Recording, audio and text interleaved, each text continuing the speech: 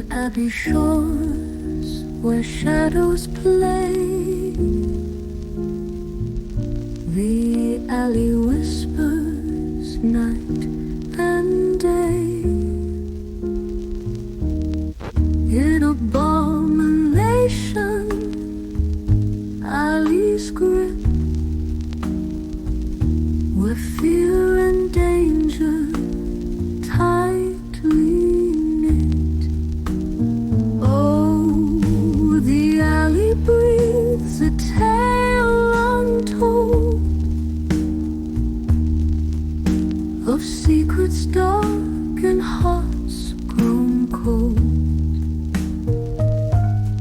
Abbey streets, they'll pull you in to the depths where sin begins. Hello, and welcome to Dire Bear. It's Tuesday night, so that means we're playing Abomination Alley, our BRP actual play. I'll be your storyteller for the evening, Jason, and with me as usual will be Cara playing Teak, Sarah playing Vivian, Eric playing Michael, Jeremy playing Salvador, Duba playing George, and Rappy playing Charlie. Who remembers where we left off last week? There was a lot of figuring out what we did during the week. Yeah, it was Yes. mostly just downtime stuff. Predominantly. And introducing George and Charlie. Yep. Yeah. Yeah, I do believe we went and visited Auntie. Yes, in fact, we wrapped up with George and Charlie at Auntie Jen's and everybody else en route.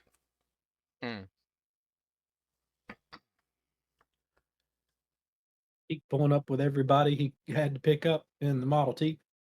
Do you think you were driving about everybody? I think the only one that he wasn't driving was Michael. Yeah, Michael was walking.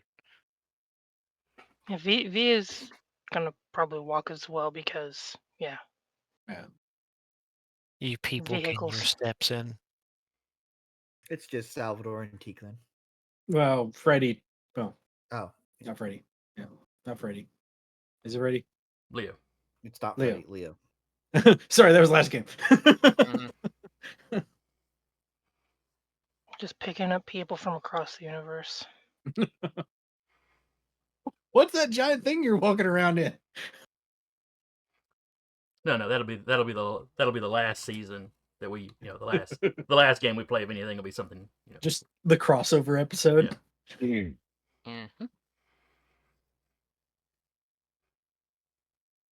Maybe that'll be the That one would time we be play D&D and terrifying. we'll spell jam to all the other worlds we've played through. The trick is we play D&D, but we have character sheets for all the other different systems. God. Good luck keeping up with that. Well, you could convert this one to a D20 basis and pretty easily. You just divide all your scores by 5. Huh. I didn't think about that like that. That's how you figure out how to roll your stats in this is you multiply it by 5.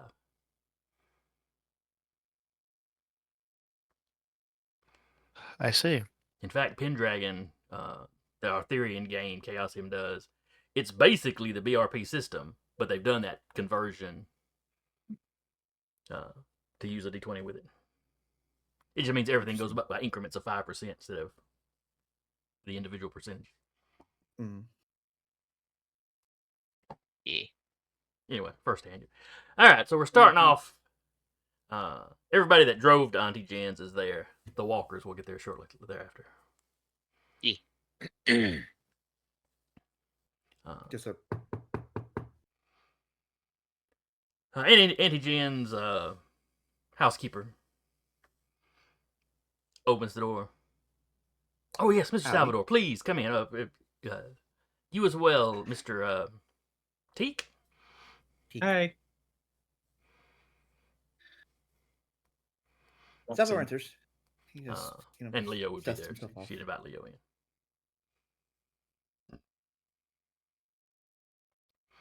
Are the others coming? One of them has a hang up about driving. or being in a vehicle, so they'll be a little bit. But presumably, yes. I went by Michael's office, but he wasn't there. So, Oh, I spoke to him. He'll be here in a little bit. okay. Oh, very good then. Please come this way. And she leads you into a probably the dining room. Auntie Jen has probably moved everybody into the dining room by now, just for more room. Mm-hmm. And you walk in, and you see the elf lady and the dwarf fella that went out with you when you found Mickey's body. You didn't catch their names at the time, but they were the two that stayed behind and watched the body until the police got there. Way off took Auntie Jen back inside, out of the cold. Oh. Huh. Interesting. Auntie Just Jen's looking at, yeah. As you walk in Salvador, Auntie Jen is like, I know you've met, but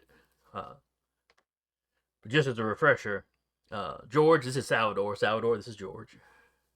Yeah, we've met. We sure have met. He shakes his hand. Yeah, George will promptly set down his coffee that he's probably gotten by now and shake Salvador's hands. Greetings to you. I do remember the face. And this is Teak. Hello. Why, look at you, laddie. He reaches out his hand to shake Teek's. He'll shake it. And then behind Teak is an orc. Auntie Jen introduces as Leo. Who he would also recognize from. Yes. Yeah, George, you're recognizing everybody. Like I said, y'all may not have gotten each other's names that first night. Things were a little hectic.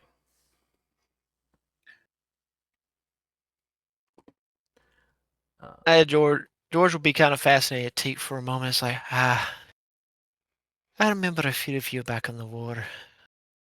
Great little fighting friends I had. There were a lot of kobolds digging trenches. Oh, he knows. That's just the funny thing is he's like looking at Teak and reminiscing, thinking back to that time. In the trenches. And then she turns and and this is Charlie. Hello. Hello. Charlie. Like nods his head. And I believe, I think we said Charlie wasn't much older than Salvador. Probably not much, no. No. We have 3 very young elves in this group.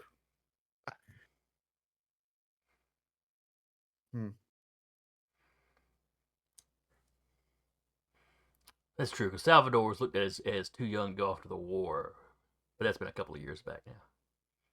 Never mind however many years he was in the actual war. I think whoever of Salvador's family was actually in America when they were drafting was like, he's much too young to go to war. Man, he's like 30. He's a baby. just this young elf boy going to war. Other soldiers look at him like, son, what are you doing here? I'm 30 years old. Fuck you. But anyway. Well, it's not that Salvador didn't look grown to a human. Yeah. No, Salvador would have been like 21, something like that. Like very early 20s.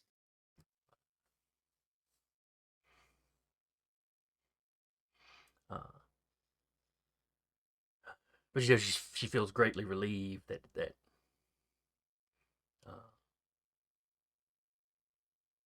your little group is complete now. This feels complete. Well, she doesn't know where Michael or Vivian are, but but they've drawn the stones. They know they're part of it. No, they'll be here in a little bit. Oh, excellent. I more meant that this is what happens. Just a bunch of people show up, and then what? Well, then you help the city. You defend the folks of the city. I was doing that anyway. Well, yes, once you drew the stones. I was doing that. Well, I guess I haven't been here that long, but Oh, that was your There. intention. Yeah, Auntie Jen's like, I understand what you're saying now. And it's good that you would do that. It's probably why the stones chose you.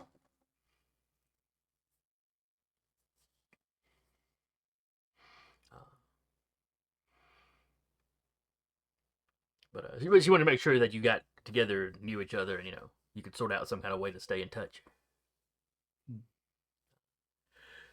She's had She's been reading the runes and had disturbing. She's been getting disturbing impressions from them. She doesn't know what's coming, though certainly creatures of chaos showing up. not a good look. No. You've always had rumors of that sort of thing happening.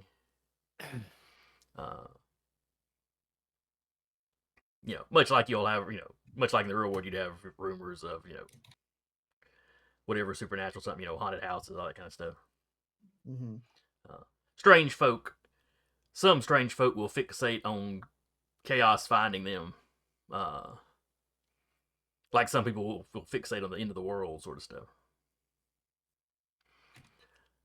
Only this time, there's actually evidence of it. There are bodies in custody of these creatures. It's not just, I saw it off at a distance, or I took a blurry picture of it. Trying to scare a small child. Right. There's no real doubting it this time. This time there's proof. Whether it's the first real appearance of them or not, she couldn't say,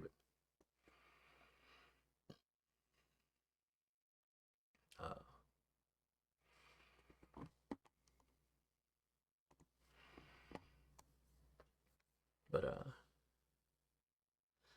oh, she realizes she's being a terrible host.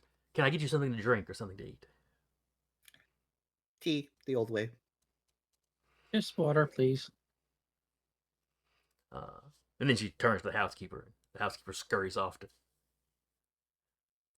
fill the orders. I think she already had some tea going, so. Mm-hmm. Just tea the old way. Well, this is how they made it tea when I was a child during the Revolutionary War. I don't know if you consider that the old way, but.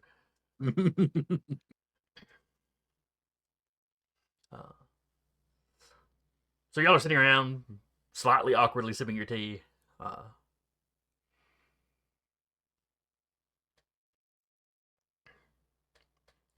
Michael and Vivian, is there anything y'all wanted to talk about before y'all got to there? No. No. Okay. Then y'all, then later on y'all arrived. Y'all walked many blocks.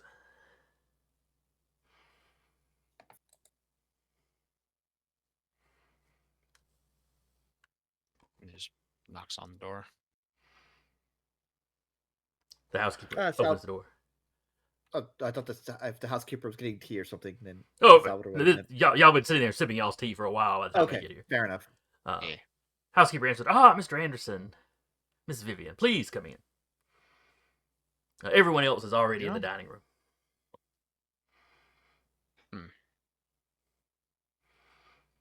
She'll shut the door. Just March y'all into the dining room. follows along into the dining room.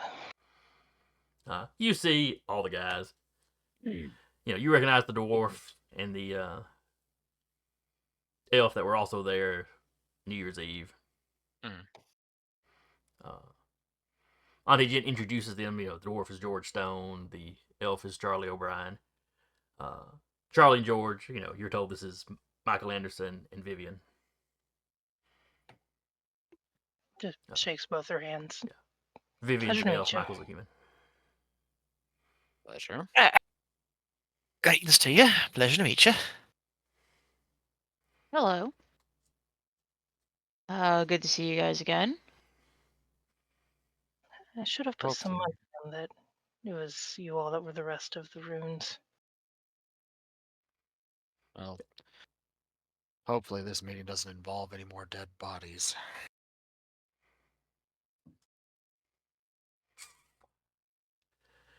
Unfortunately. Get them some tea, please. Coffee. Of course. George holds up his cup towards Michael. I like you already. Drink it black. And then Auntie Jen slides a newspaper over to you, Michael. About bodies. Takes it. She's got it open to an article.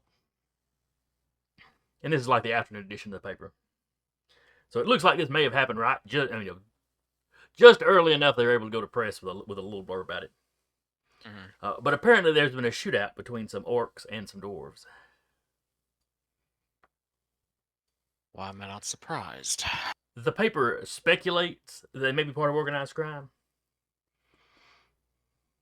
He just slightly sips his water. That's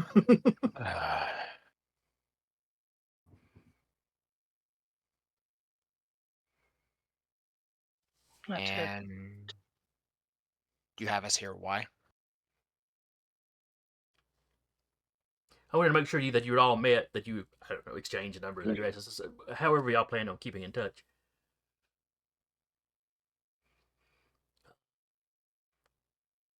Now that the Beorn are complete.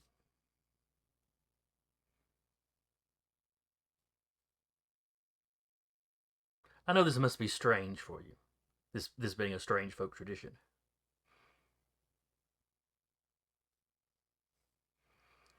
But with chaos rearing its head, the people of this city are going to need protection.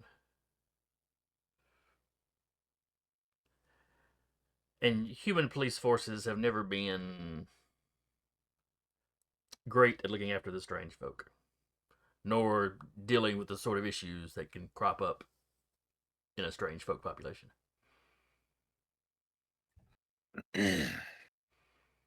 Have you tried instructing them then? Yes, we have strange folk that go into the police, and they tend to get passed over for promotions quite often.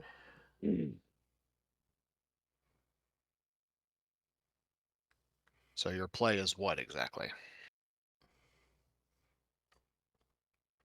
We're using the old ways.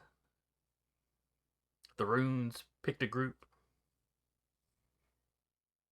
to be defenders. Remind me, how well did that work for you last time?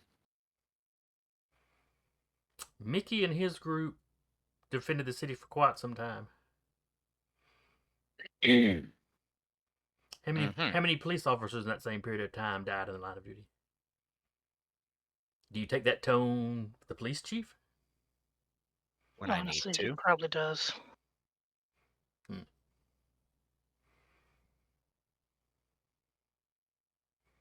So what I'm understanding here is you want to effectively cut humanity out of protecting our world.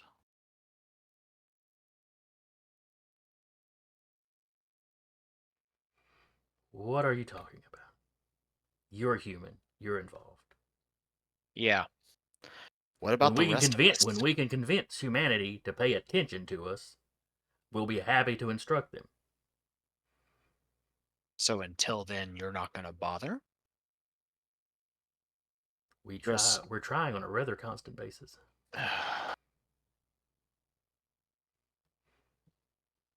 But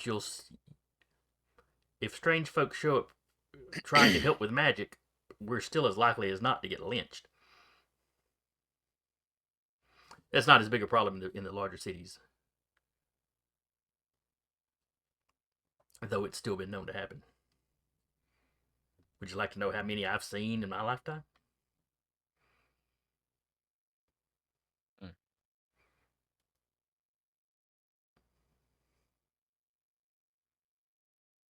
What is it that you propose we do to try and ease the tensions between the dwarves and orcs? Their rivalry is kind of a known tradition. It is. It very rarely comes to openly shooting at each other in the streets, though. Someone got trigger happy. And possibly that's all it is. I didn't call you here specifically for this. The paper arrived after George and Charlie were already here. This is just the sort of thing Beorn would look into. Being a tradition, and with you have already having gotten some acknowledgement for killing the brew, you could potentially approach both sides as a neutral party and at least find out what has happened. Did Teak hear anything over the week that he was training with his orc friend in the mob? Like rumors or anything, just off the cuff? No, not really. Yep. This seems to have been an all of a sudden something. Yep.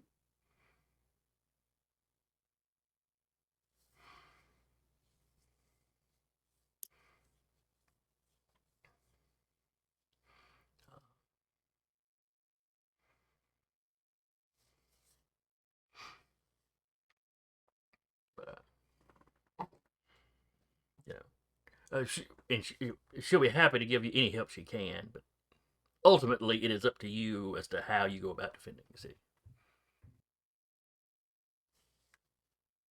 As the previous Beorn dwindled, Mickey went about it essentially taking cases pro bono and looking into any suspicious activities he became aware of.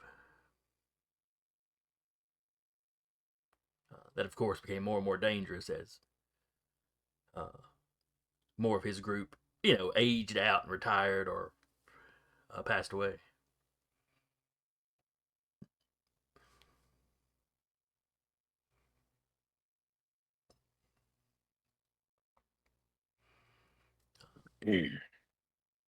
Basically, at this point, Michael's just sipping at the coffee, reading the paper.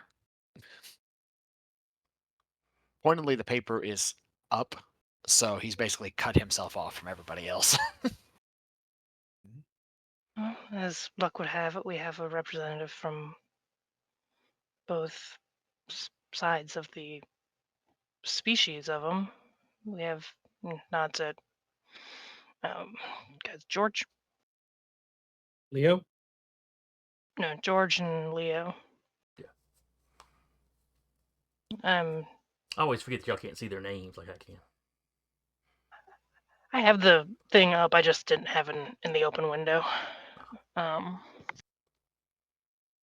Not that orcs won't talk to elves or dwarves won't talk to elves, but they're a bit more apt to not.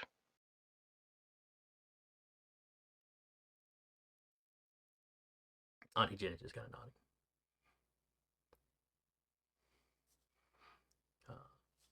The old conflicts are not remembered quite as hard here in America as they would be in Europe, but it still exists, especially with the older of us. Looks over at George. You wouldn't happen to, not to pry, but you wouldn't happen to know anyone. The paper did say was it between the Brewers Guild? That is what their unnamed source in the police department has said they think it may be. That it may be the Dwarven Brewers Guild and the Orc Mob. You wouldn't happen to know anyone in the Dwarven Brewers Guild? A friend, relative, delivery boy? George slowly sips on the coffee, kind of leans back, strokes his beard a little bit. I'm sure I happen to know a soul or two that would be associated with them. What would you like to know? Of course, I'm going to take a wild stab as he lifts the paper that Auntie Jen gave to him earlier. It's like, I'll take a stab and guess you want me to root around and figure out what potentially could have started this little spat, huh? As good a place as any to start. I'm sure I might be able to throw a question or two around, hopefully.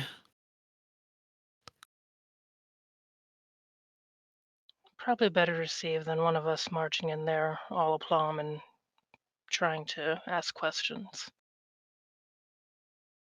Oh, that shouldn't be too tall an order to do for you, lass. Anything else you might potentially want me to root around for? Feel free to take the approach of a swine looking for truffles. Root around all you like.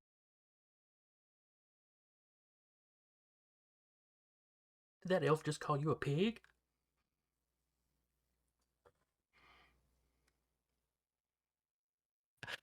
A small Cheshire grin will slowly creep across his face as he takes one more sip of the coffee.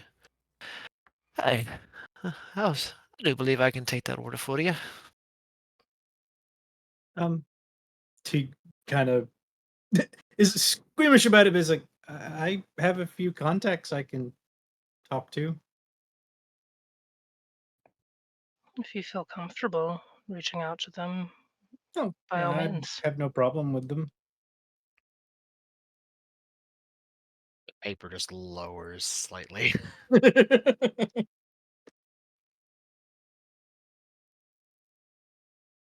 I don't know what assistance I can offer. My contacts aren't as good as they used to be. I don't know anybody here except for you guys.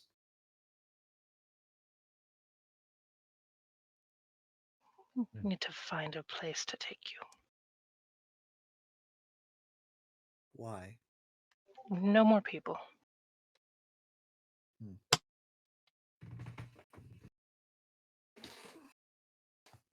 Maybe when we're not stopping all-out gang war.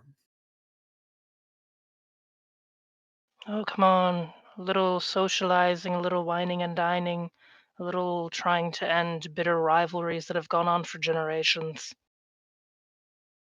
It's that part, really.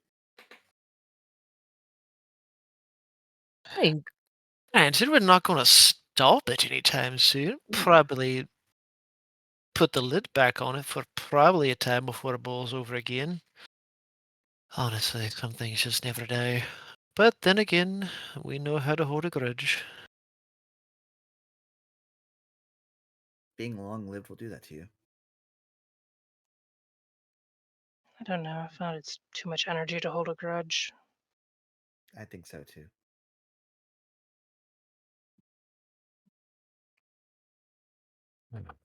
Unfortunately for some of my kind, I hate to admit it, but to them it's a pastime. Some people foster children, others foster grudges.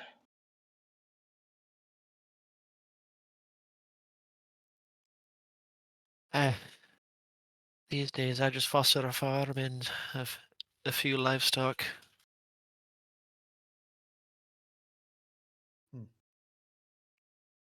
Alright. I've done good to put me grudges behind. Good on you. Well, the paper snaps shut and is folded. Either way, I'm going to be useless on both endeavors. So, if that's all, I have work to get to. Not completely useless. You have access to criminal records, things as such. You're quite a good talker, believe it or not. And both of those factions have a strong reason to dislike me. Buy their booze. No. Not exactly a good idea for someone who works within the realm of law.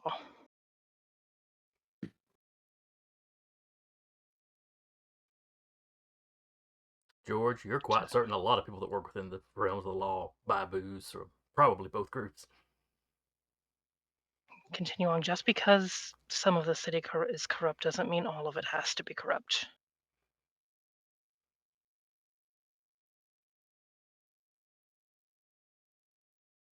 That seems to be a problem with most people these days.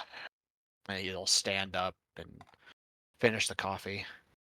See, because a lot of people may think that lawyers can just do anything or is willing to do anything, but that's not something I'm going to accept. And he looks right at Genevieve and says, "Is you can't go skirting the rules to justify it because you believe someone else broke them." She sits very calmly, sips your coffee.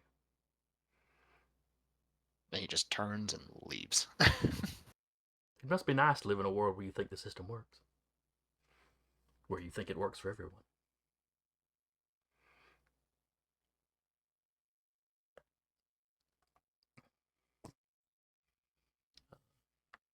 Demanding everyone change their stripes, having known each other for maybe a month on and off, doesn't seem fair.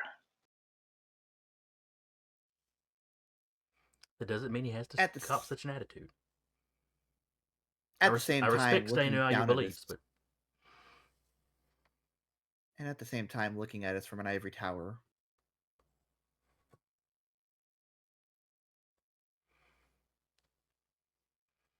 He has some sharp edges, but he at least has conviction. I'll give him that. I'm sure he's better than the one you wound up with anyway. Ha!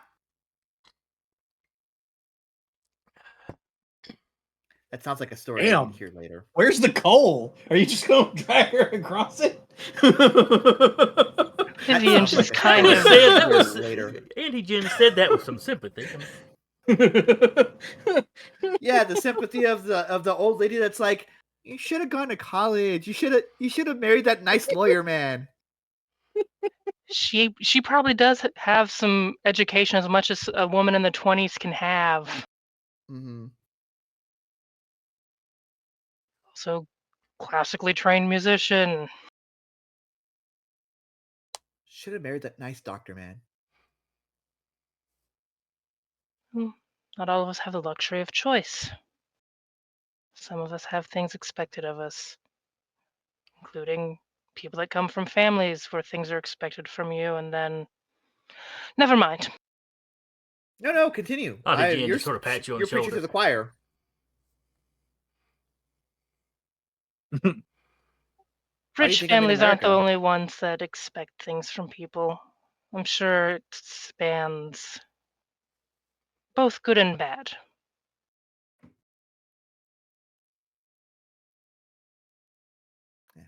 I got here to get away from mine, so you're preaching to the choir.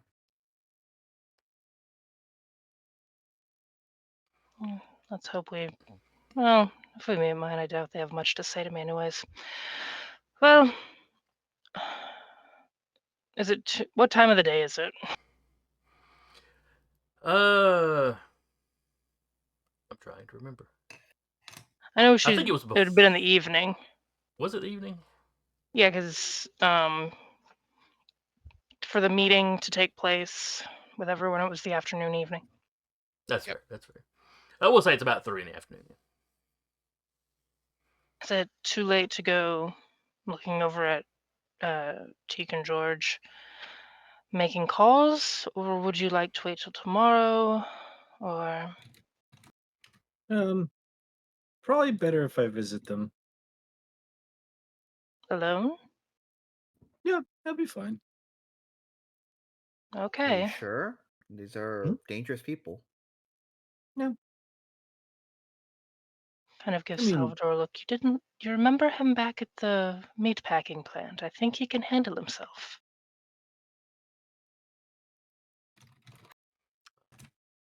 I'm just going to speak for Patrick since he's not here. But I imagine Leo would also volunteer to go with you, since he wouldn't trigger any it wouldn't. They don't know him, but he wouldn't trigger any particular negative responses. Fine. Teak would.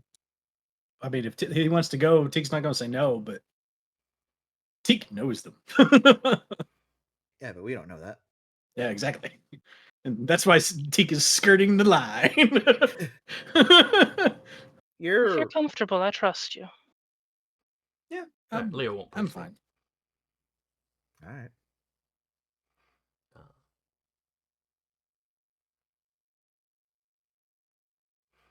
But Salvador will push it, but not in a way, not vocally.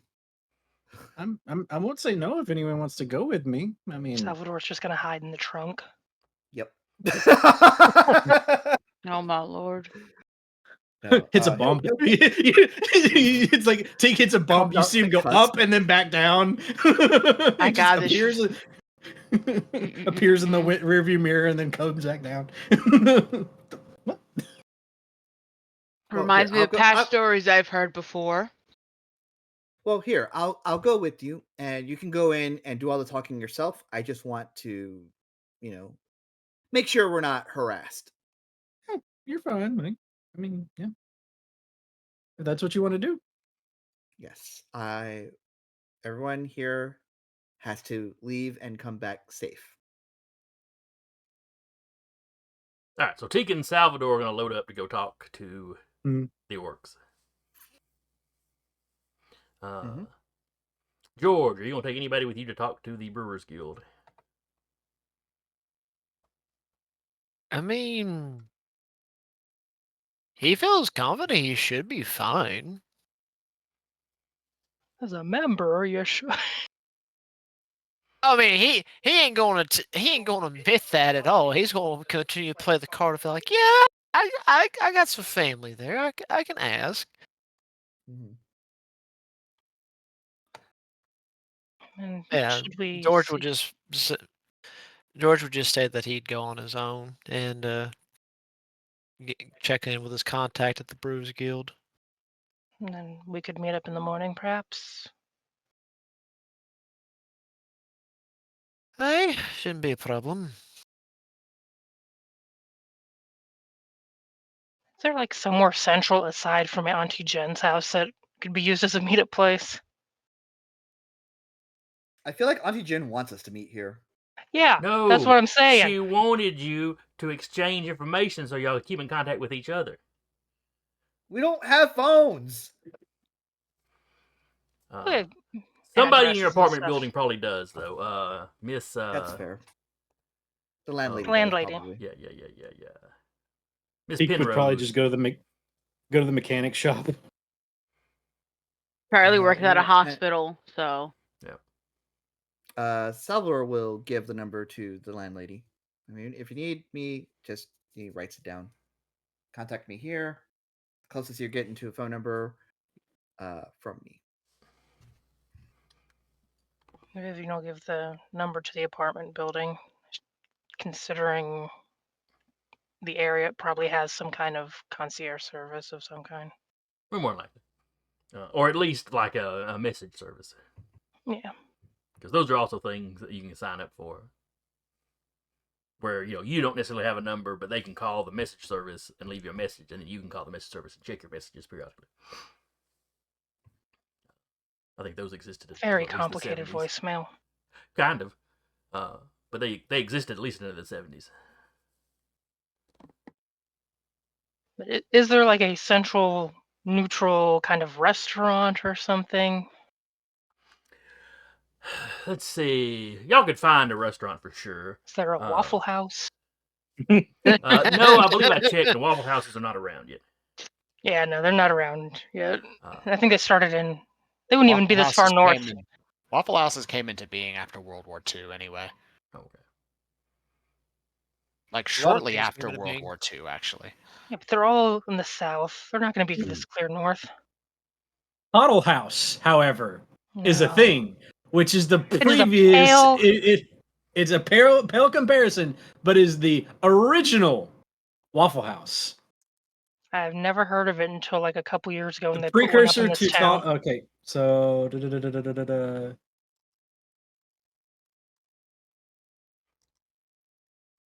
I think they opened in the 60s, though, didn't they?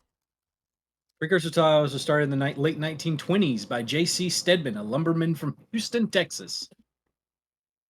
See, I'm seeing a Huddle House started in April '64 in Decatur, Georgia. Toddle, Toddle, I'm sorry.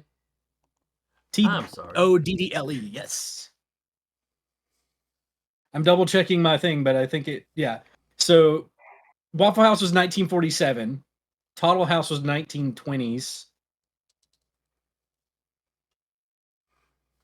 Anyway, y'all could find a restaurant, a library, as long as you only wanted to meet during library hours.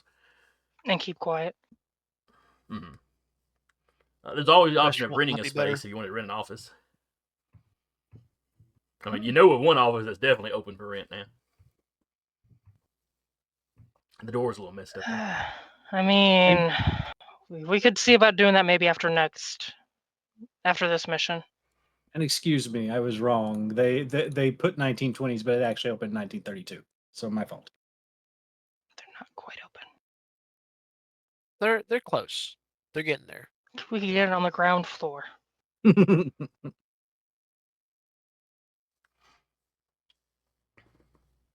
But yeah, I mean, you could find some spot. You know, We can Teak meet up and at the Vivian diner. Definitely know the town well Um, enough. Can meet up at the diner where the same building as Mickey's office. It has enough combination of human and strange folk that it's fairly nondescript. I had forgotten about the diner I put down there. Haha! I did not. Now you must think of a diner name. Indeed.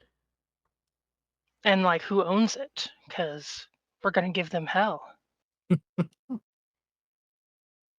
We're gonna get horribly attached to this mom and pop diner couple, or just putting their kids through college. They have pictures of them on the back over the grill. First member of their And then family to go to college.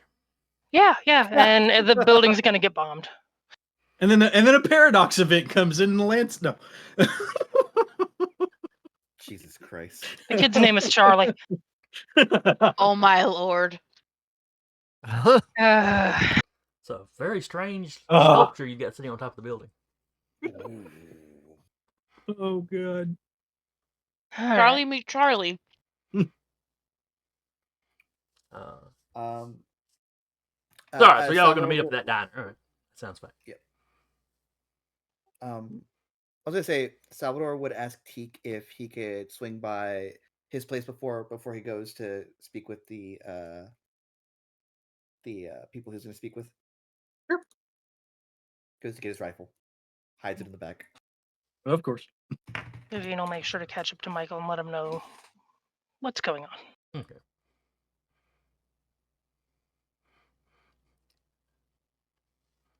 Brunch at Violet's Diner. Violet's Diner, I like it. That have little violet flowers painted on the sign. I'm sure they would. Fantastic. If I may, though. Meanwhile, Michael is actually heading to the police department. Oh god. Which one locally? I mean, which one? The local one or? Local one, yeah. Okay. And then, Local one being the one we got the two guys we got horribly maimed. yep. That'd be the one. Fantastic. They'll be delighted to see Mr. Anderson, I'm sure. Mm-hmm.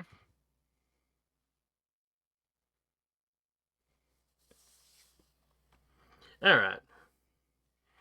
All right. So George is driving off to go talk to the Brewers Guild. Teak and Salvador are going by to get Salvador's gun, and then heading to some mobsters Teak knows.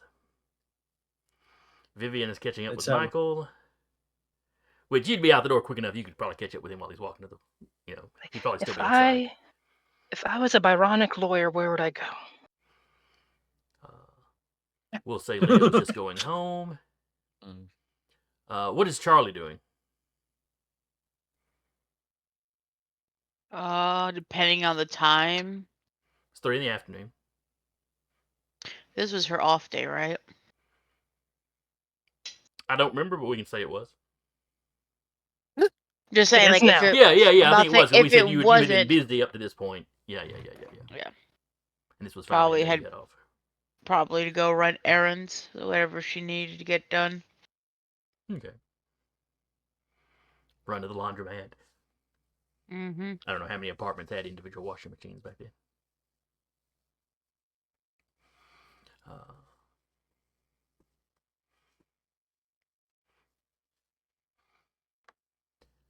So let's start with Vivian catching up with Michael. Kind of power walking aggressively in heels Mm-hmm. up beside him. Okay, where are we going? Well, figure I go to the one place that I might actually be welcomed at least somewhat. You are The not police unwelcome. department. They do a damn good job of making me feel like I'm not. And you take your job at taking offense sometimes very seriously. I'm not saying there isn't sometimes a bit of friction between everyone, but you are a bit sandpapery.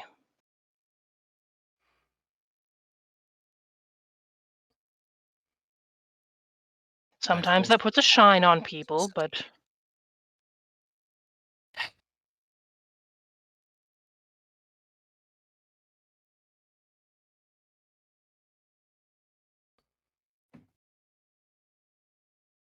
It's like people forget that we're not all powerful heroes. I don't think anyone's forgetting. I just.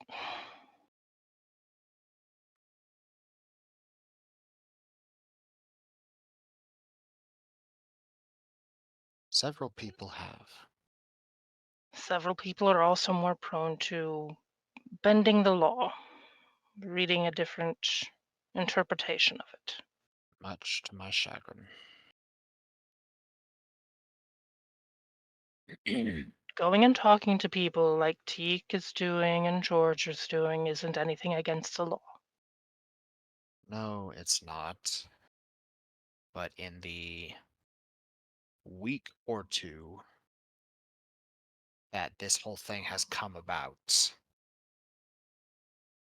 I have either been party to unwillingly or been directly asked to violate both my code of ethics and the laws on 4 separate occasions. Only 4, man, we're going to have to see about increasing those numbers. Vivian, I'm not discounting it. Everyone has their code, but perhaps offer alternatives of what you could do, working within your code and ethics. is why we're walking to the police department. Okay, elaborate at what we're going to be doing at the police department. You're going to be doing talking. I'm going to be doing probably a little more than being a pretty face. You're a lot more than a pretty face, and you know it. I'll play them a violin while I'm there. Did you bring one with you? Yes, yes. And she's like holding like up the code, like, no, I don't. Ah. No, but I could use another set of eyes. I'm gonna have to see if I can request access to criminal records or things that might be able to shine some light on, maybe what might have escalated this, what might have brought it into account. Are there any trends that might have shown light on things happening behind the scenes that people just didn't connect the dots to? Maybe see if we can get the information of the person that spoke to them, if they didn't speak on the condition of anonymity. Also that. Where Or did if the sorry for Jason real quick. Mhm. Where did the paper say that which station it might have gotten that contact of the police from? All the article said was they had a contact within the police who talked to them, uh, anonymously. Yeah. Okay. Now it stands to reason Mhm. they would be the I believe it was the Windburn So the one we're precinct is heading the to one that anyway. is the one that covers the area that it's happening. So it stands Yeah, to reason it'd be somebody that from makes there. sense. Could always also go to the location where it happened and maybe speak to people there if we get time. Maybe tomorrow after it's calmed down a little bit. Oh, That might- Violet's Diner tomorrow for meeting up. That way we're all not meeting up in the middle of the night. That's the place nearby Mickey's old office, isn't it? Yes. Huh. I was planning on renting that place out anyway.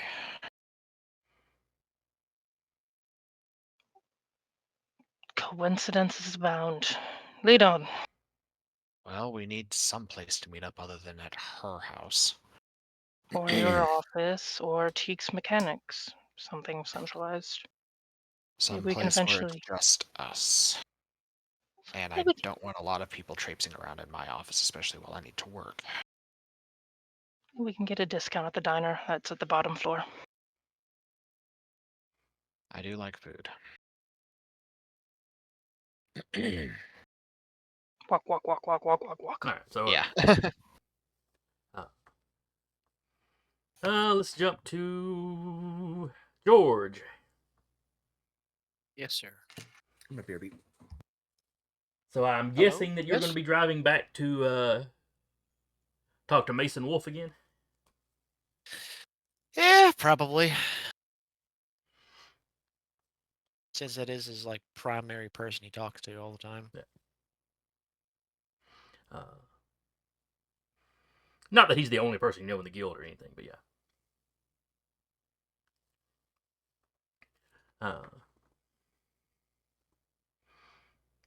So yeah, you go back to that little like pawn shop, repair shop place. You know, it's the front.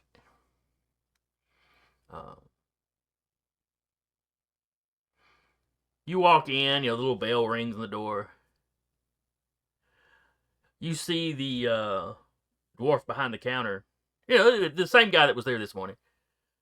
As soon as he hears the ding, you see his hand slide up under the counter.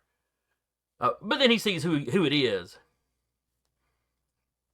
Oh, George, back again. Figured I'd swing by. I think I forgot something. Yeah, okay. You've heard what happened? Yeah. Really want to come check on the folks, see how things are going. You wouldn't happen to have a inkling, would you? Or is there somewhere we could talk about that?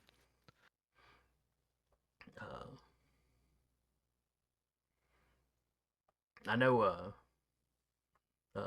And he glances around like he doesn't already know the place that that the store is empty at the moment, but he's kind of like double checking.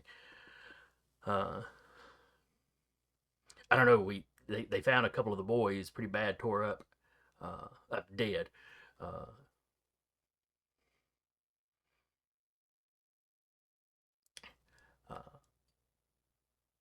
And then a few streets over, some of the guys got roughed up by some orcs. Shite. I don't. Yeah, that's really all I know. Wolf might know more. I know he's been talking to people, calling people, and people have been running in and out of here all day. Fair enough. I won't try and take up too much of his time. I just want to know what's going on and see if there might be something that can be done about it, or at least get an idea of why. Well, Sorry. Oh, well, go on just in. If he's got time, I'm sure he'll talk to you. I appreciate you. But do be careful while you're running around here in town. I doubt I'll be in town much longer. Got to go get a few things set up for the next round, you know. Yeah, of course. And you're not in town all that often, so they probably wouldn't recognize you on sight anyway. But still, be careful. Yeah. I appreciate it. I'll try not to take up too much time. Okay. And you know where the entrance is in the back of the store, so you go on back. You go through, same way before, down in the basement, the secret little tunnel in the next building over. Where you had people working and moving around and doing stuff when you were there this morning, there's a flurry of activity now. Some people just openly have guns on their desks at this point. Ooh, excuse me. Less that, I need this right here, and more like they've been taking the guns out and making sure everything's in working order. You see one guy's actually like cleaning his pistol.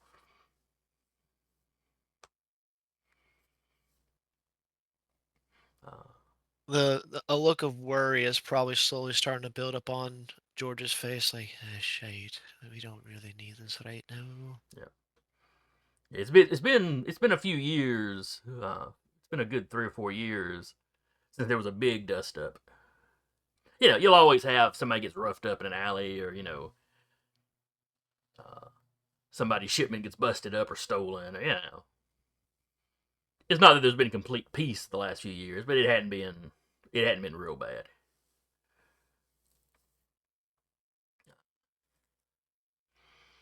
So you approach Wolf's office. You hear him talking on the phone.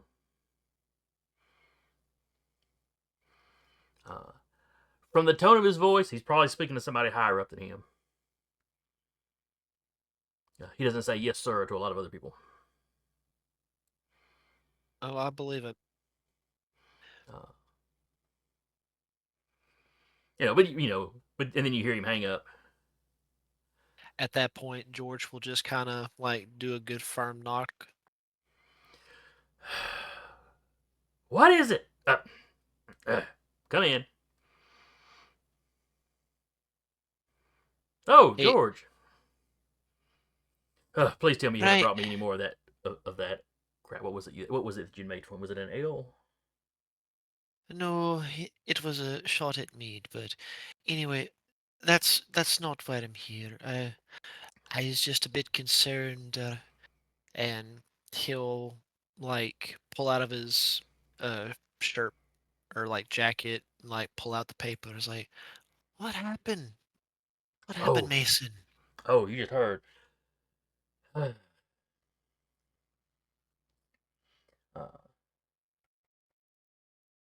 I mean, granted, I know there ain't been peace with everyone, but Yeah. do this happening? This ain't good at all, especially for business. Yeah, this is bad. This will be bad for everybody's business. I don't know. I don't know what would have set him off. Like you said, I mean, occasionally some of the boys will, the lower rankers, their lower rankers, they may get into a brawl or something. Oh, aye, some of the new recruits wanting to see if they can rise up the rank by roughing up Mhm. the other. Same old, same old, same old. Yeah. Or a little over enthusiastic, so they go bust up a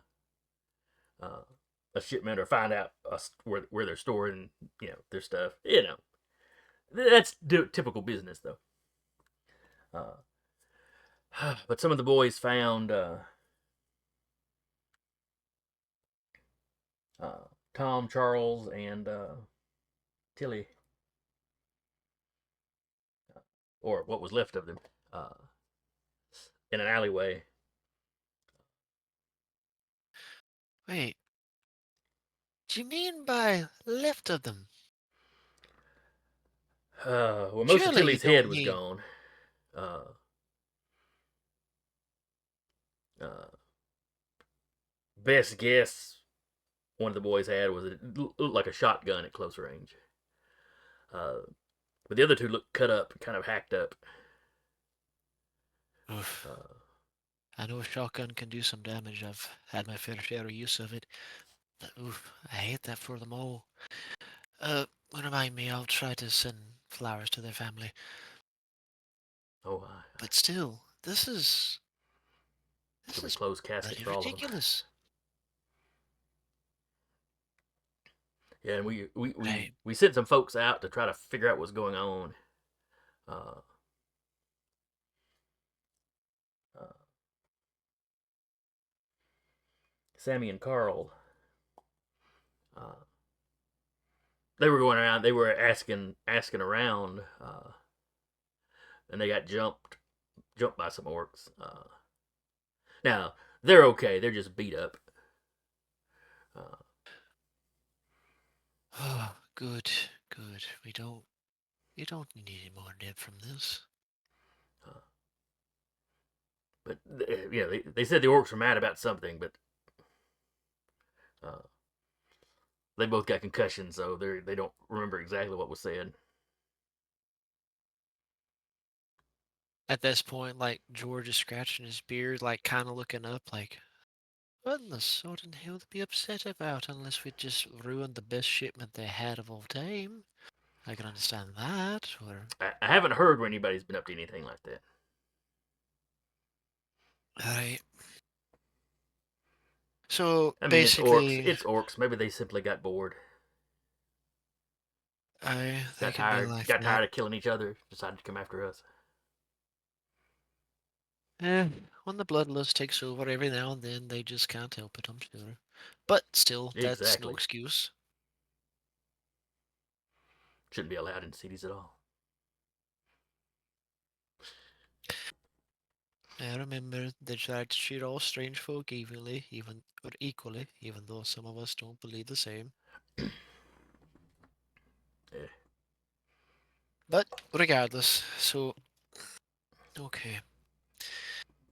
I guess I'll do my best to lay low until I've got till I got a proper shipment of ale for you. But all right. Yeah. You should be safe out on your farm. I don't imagine the orcs would venture out that far. Probably not. Plus, I'm not in town too often, so they won't recognize me off the spot. Mm-hmm. Excuse me. But we're doubling guards on our shipments. Hi, that's a good call, sir. Of course, we may have to lay low for a little bit if this escalates. That's gonna bring the police down on us. Might even get some G-men in here if it gets too bad. Right. Yeah, we don't need that. That really hurt business, and with the current shite that they're trying to pull with this prohibition crap, it's not really helping us much at all. Oh, we're making plenty of money off of it. But... Oh, I know. What if charging them a pissing arm and a leg? What you talking about, lad?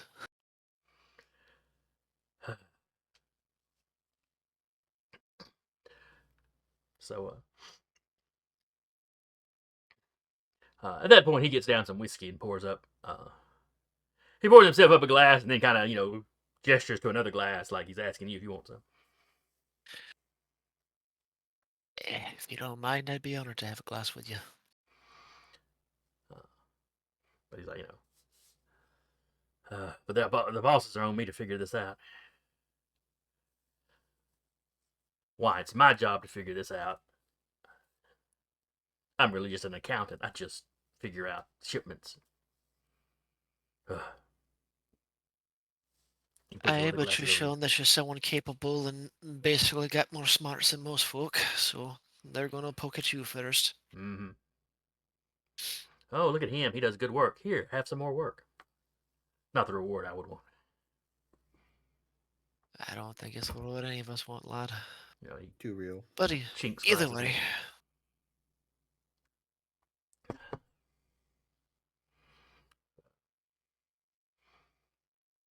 All right, so he'll sit there and he'll chit chat with you a little bit more. If there's any other specific questions you've got to ask him, feel free. But I mean, unless anyone in the pigeon gallery here wants to throw in a bone of particular questions, he won't have much. He'll mainly if he asks anything, it seems clear that not even Mason knows what's going on in terms of what procced it, other than orcs got pissed, boys got jumped. mm-hmm. So at this point, he's just kind of collecting the fact of which, okay, some other dwarves got jumped by orcs, don't know why, and now everyone's doubling up security in case of more bullcrap happening. Ah, wait. I think I got one more question for him. Okay. Right. So, was there any big shipments or something that was supposed to be going out here soon? Or are we still on schedule as normal? No, schedule's pretty normal. I mean, there's always a lull right after New Year's. We did real well this New Year's. So no big shipments because like I said, we're in a lull. We're kind of building up our supply, but nothing big. It's all our little local suppliers.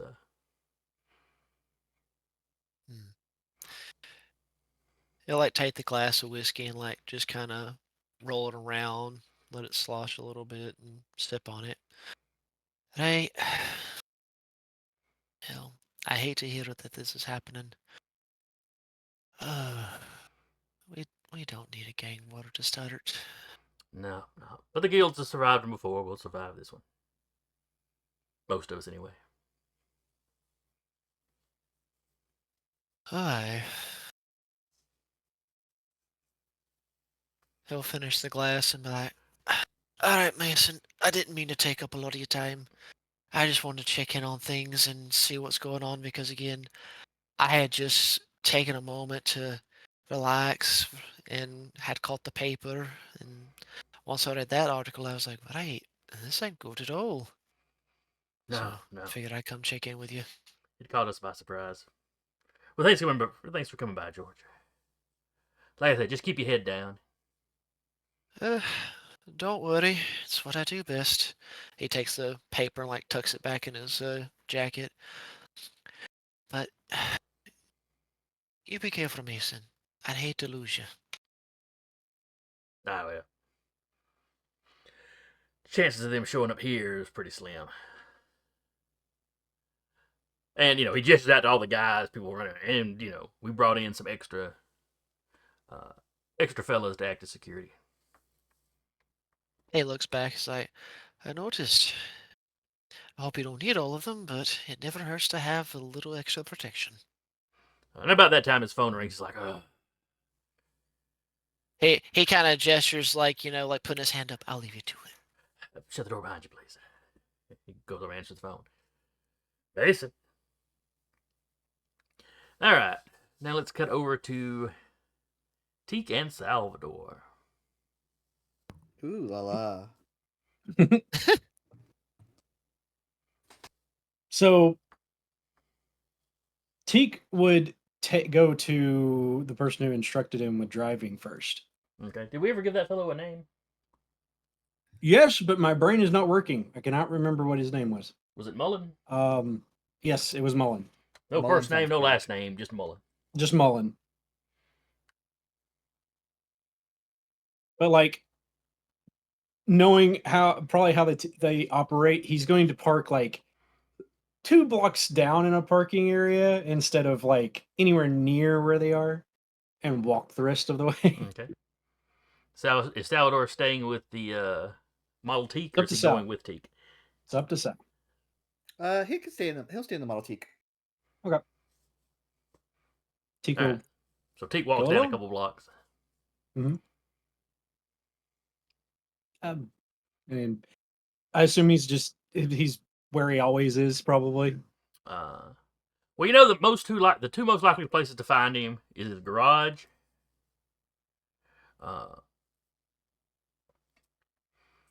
Or there's a bar around the corner from the garage. Yep. He'll check the garage first.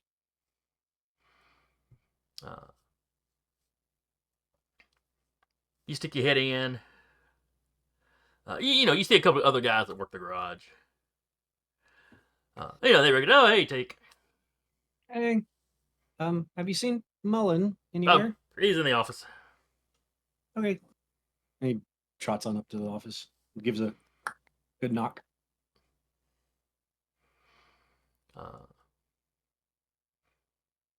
Who is it? It's Teak. Oh, come on in. Opens and goes in, closes the door behind him. Hey, Mullen. What brings you by? You weren't planning on any more lessons, were you? No, maybe later, but I heard what happened in the paper. Ah. And then he looks, kind of paused. Haven't seen the paper today. Oh, something about shootings between orcs and the dwarves. He gets up, he walks out of the garage. Basically yells if anybody's got a paper. He walks back in a minute later with it. He's reading the article.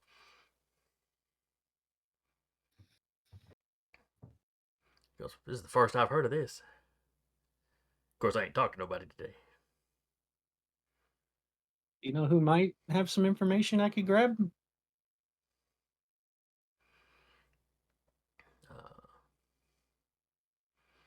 Hmm.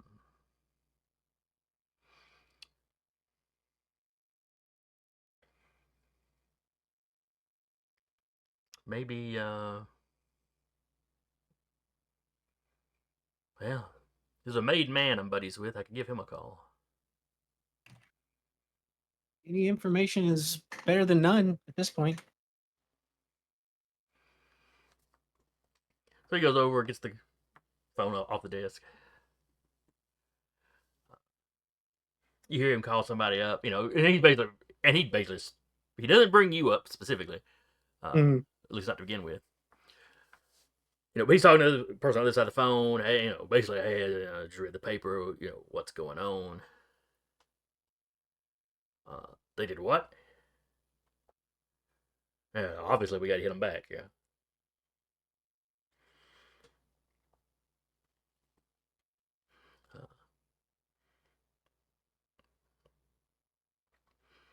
And anyway, talks to the guy. Eventually hangs up the phone. Apparently, the guild hit some of our boys. The dwarves? Uh, They've never done that before. Oh, there was some time back, 21? I think it was 21. Hey, But not recently, no. But any but particular yeah, there was reason why? one of Boss Marduk's guards, basically, was found in an alleyway with his head caved in. No. Beat up more than just that, but we assume they assume he got knocked down and then clubbed in the back of the head.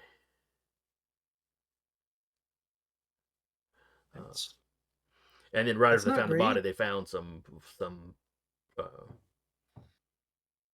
what would he call dwarves? Stubbies. Some of the ditch diggers.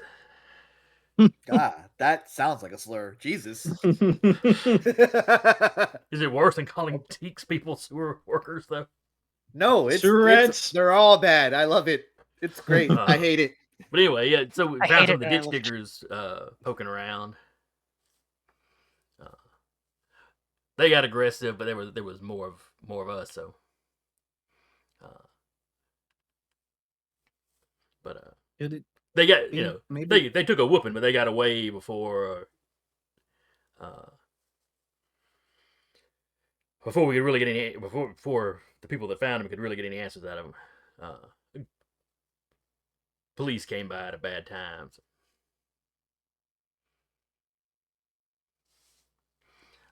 But the article was talking about dwarves, so I'm assuming we must have hit them back. But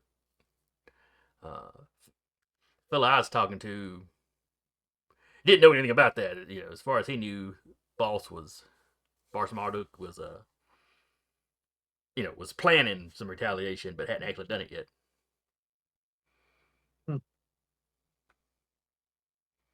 I wonder what happened. I mean, it's not often that they just start gunning orcs and themselves down.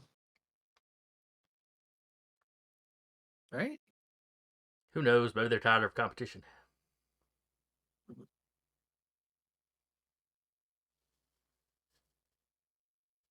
Do you know anywhere that I can maybe get more information? Maybe another orc in the mob or anything? You can swing by Boss Marduk's place. Somebody around there probably knows something. Is he still down at the same location that he usually is? Oh yeah. I know sometimes they like to move. Nah, he's still got that one building. Okay. And you know, I'll swing by there. Boss Marduk, he set up. It's a nicer area, and the building in particular is like a nice set of apartments. It's not all orcs, though the boss has the top 2 floors is all just him. Who, in the chain of command, who was it that Teak helped to get out of the mob?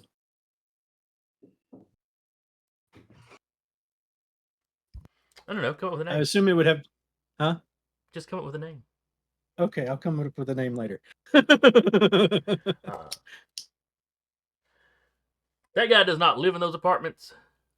Yep. But he does work, you know.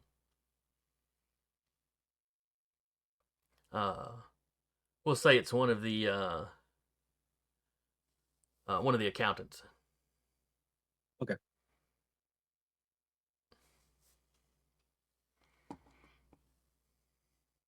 All right. You know, one of the guys that helps cook the books and, you know, hide the income. Gotcha. Teak will tip his hat and say, "Thanks, Mullen. I'll be back for driving lessons later." All right. Keep your head down. You've been out a while, so I doubt anybody would think of messing with you. But Yeah, I try to keep quiet, but if you need anything repaired, let me know.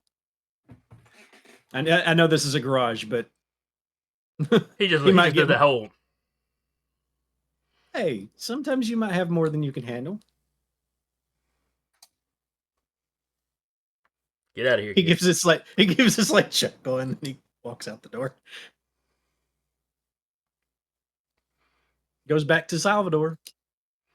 Who's sitting Anything shivering going on? in the car. It's fine.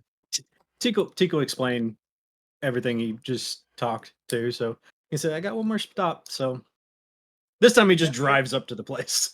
Yeah. Was there anything going on while I was outside? Oh, while he's watching the car. Yeah, Were you standing outside the car or just sitting in the car? I was sitting in it. Teak's. I assume Teak's Model T would be known by most of the orcs, so they're probably like a few That's who fair. are like, That's who's this person chilling outside Teak's car? Who's the knife Right. ears sitting in Teak's car?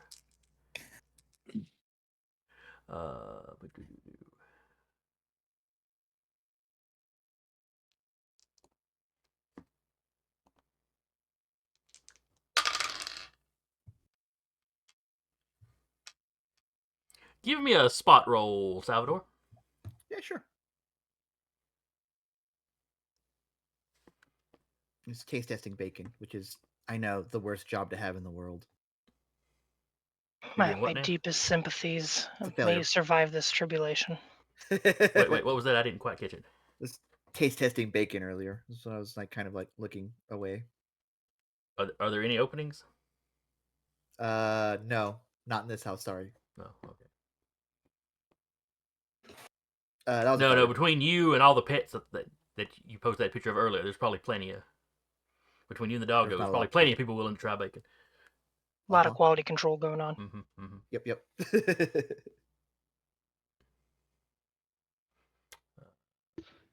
Yeah. Okay. All right. Let's see. What did you get? And failure. Oh, okay. Nah, nobody.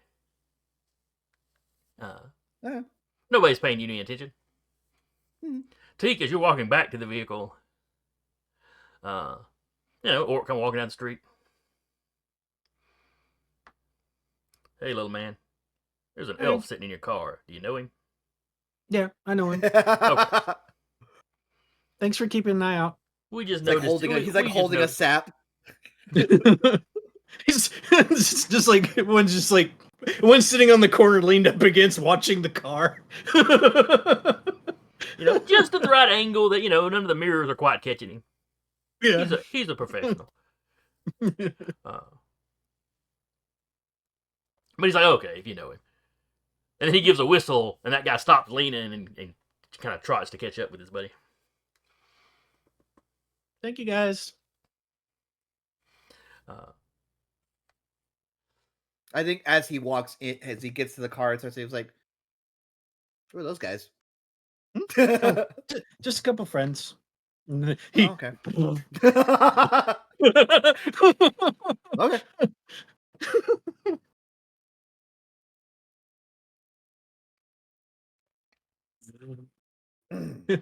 Boss Marduk. Boss Marduk. All right, let's cut over to.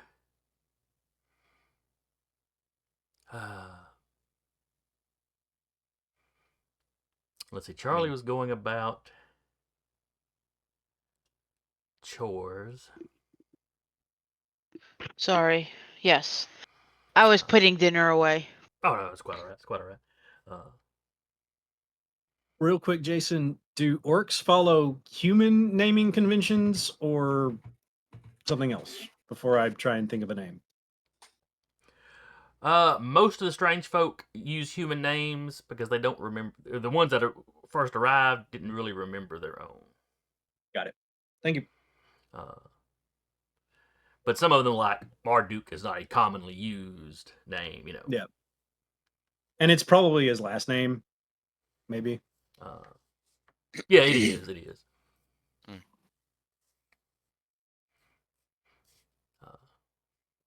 I don't know where Patrick got Leo's last name from.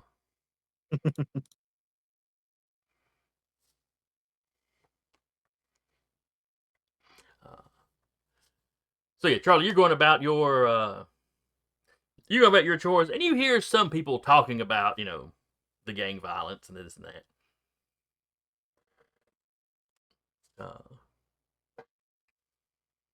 You hear them talking about the Beorn.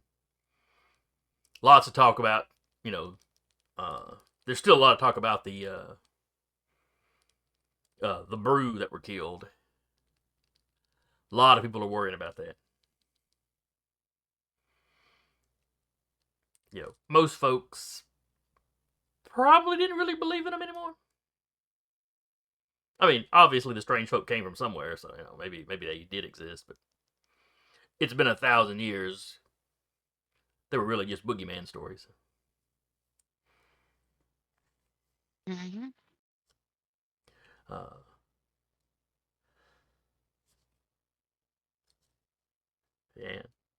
And some folks are hopeful. Hey, Beorn are traditionally protectors. And we've got a brand new group of them. It'll be fine.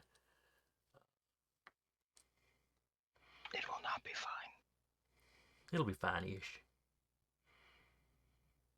It's the sequel game set in the year 2000 that you got to worry about. Oh no. Hate that. But so it starts leaving you with the impression that being part of this group may be a big deal. Like you knew it was you were familiar with stories of the tradition and whatnot, but you really only kind of thought of it as like a neighborhood watch almost. Mm-hmm.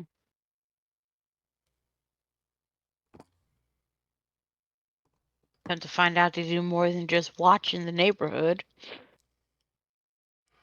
But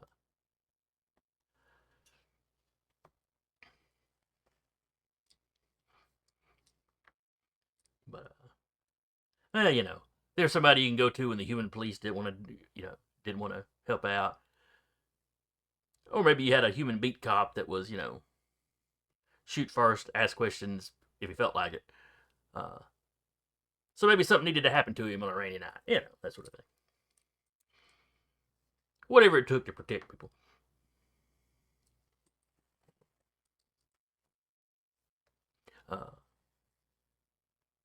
But with the appearance of these monsters, a lot of people that probably wouldn't have paid attention to the fact there was another group of these people, wouldn't have paid any close attention to it. Mm-hmm. They're probably going to be paying closer attention. This could be a major change in your life. You know, for good or bad. Up to you how your character will, take that. Help what? I said, up to you how your character takes this, This is the impression Yeah. you're getting, but it's up to you how you feel about it.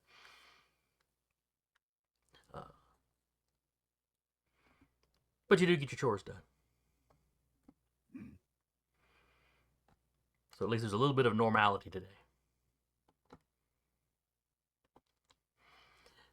All right. And, oh yeah, Michael and Vivian going to the police precinct. Yeah. Give me spot rolls. Okay.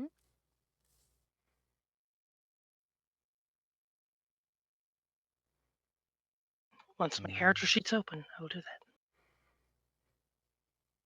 Come on, you gotta be prepared. You gotta be prepared. Okay. I had it open. I had to refresh. Mm.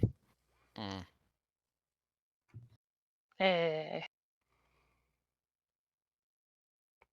As the two of you are walking in, Mm-hmm. you notice a couple of beat cops. They're standing on the sidewalk, Several parking places down, basically from the doors y'all are entering into. But Vivian, they're just sitting talking. But you notice the two of you walk in, one of them kind of, it's like he spots you and then kind of bumps his buddy and gestures. Good gesture, bad gesture. Just I'm sort more of a, a, just sort of "Hey, like these a, hey people." man, look over there kind of thing. Look at the She'll freaks make over there. she'll make eye contact, making him very well aware that she is aware that he is aware. I see you seeing me. Both of them And are then her frowning sweetest in your smile. direction.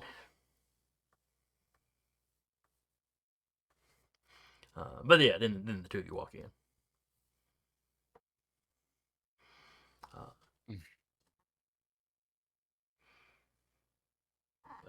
But you walk up, there's a desk sergeant. It's not the same desk sergeant you saw before, but there's a desk sergeant. Yeah. Yep, how may I help you?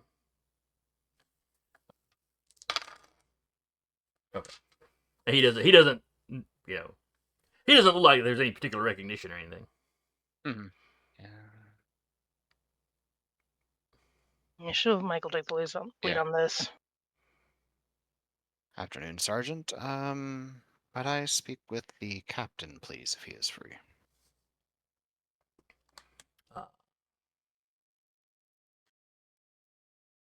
Let me check. He gets on the phone, asks for the captain. You can tell he's probably talking to the captain's secretary. Mm.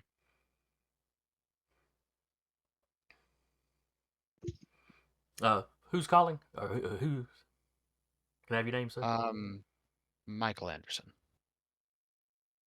There's a pause when you say your name. Michael Anderson, sir.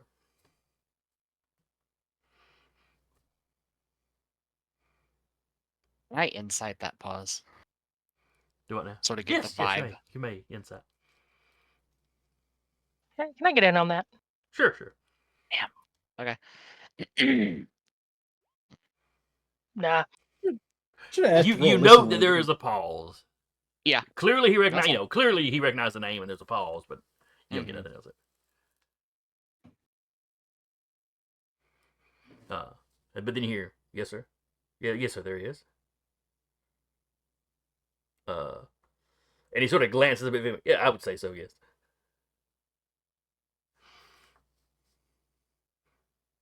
All right, I'll let them know, sir. He's speaking with someone right now. If you'd have a seat over there, he'll call me to send you back, when he's available. Understood. 15 minutes later or so, the desk sergeant's phone see. rings and he picks it up. Mm-hmm. Anything y'all want to do while y'all are sitting around for 15 minutes? Or Listening to You any joined it, conversation that may be going on around. Yeah. You see some other people come in with complaints, or there's an old lady complaining about, fairies fluttering around in the apartment above her all times of day and night. Okay.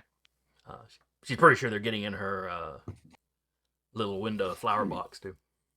Mhm. Gonna have to fumigate. Yeah.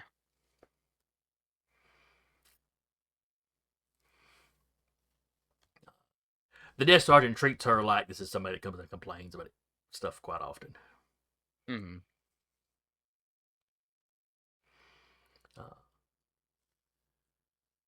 You hear the desk sergeant take a few other calls, but there's a few Yeah. times when regular uniformed officers go or come in or go out.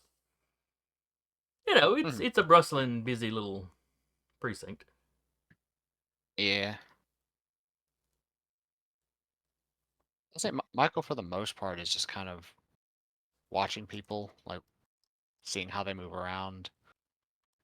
Basically, just kind of trying to get a read on the kind of mood of the precinct itself.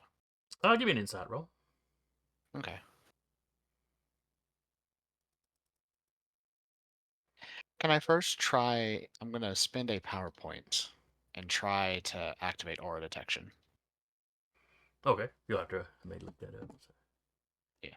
I know I've looked at it before to see what it does. Yeah. Basically, mechanically, like it lets me kind of like see things about people with an intelligence roll or with an idea roll. Mhm. But also for skill rolls, anything under the perception tree, it gives me a plus 20% bonus Oh, okay. while it's active. Vivian's just gonna check the vibes manually without any skills. No, okay, failure. So don't get the PowerPoint. Don't get the power, but I will do the insight. Hey, there we go. Didn't even need it. Hey, it's better to just like pick at skills to get the Yeah, for sure. to get the upgrade. Yeah. BRB. 72.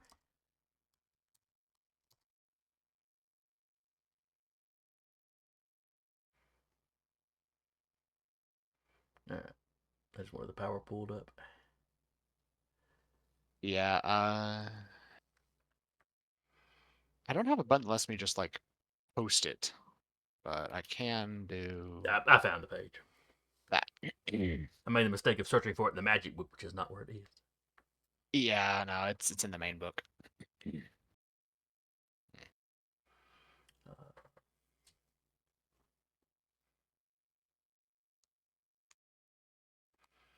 All right.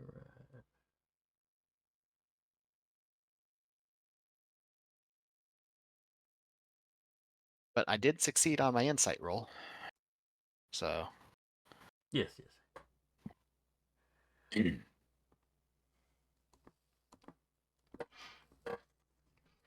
So you're seeing a wide variety.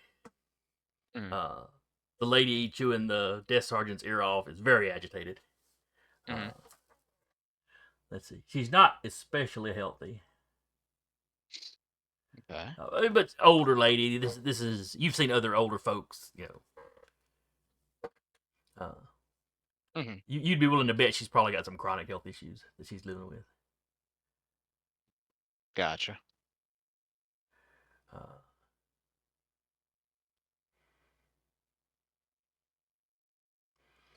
Nobody's possessed or anything super weird like that. Oh well, the power never went off. I failed on that roll. Oh, I'm sorry. I was looking at the. Oh, okay. That was the insight that I looked at that said success. My bad. Yeah, the I rolled a 93 for the power activating. Yep. So I see that that way up there. failed. Okay. However, my base insight was a success. I got you. In that case, you just see the. Some people are laughing. Some people are look like they're stressed out. You you get a vague tension overall, though. Mm-hmm.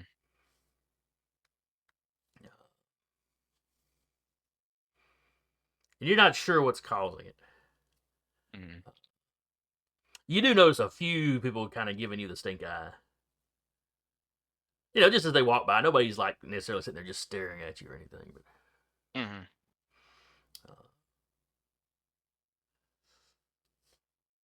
Yeah, but eventually the desk sergeant's phone rings. The captain can see you now. Do you know where the office is? I've been there before, yes. Thank you, Okay. Sergeant. Thank you. Yes, ma'am.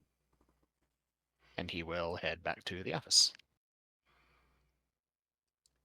So you go back to the office, and there's a desk in front of the office. There's a lady sitting behind the secretary sitting behind the desk. And she looks at you, Mr. Anderson. Ma'am, You can go right in. thank you kindly. Does Vivian follow Michael in, or is she standing outside? Does the lady give her any kind of look like you're here but you're not invited?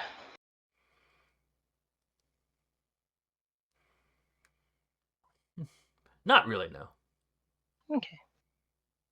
Unless anything else is said, she'll go in as well. Okay. Yeah, So as you walk past, Michael you see will- the secretary turn back, and you hear typing start up again.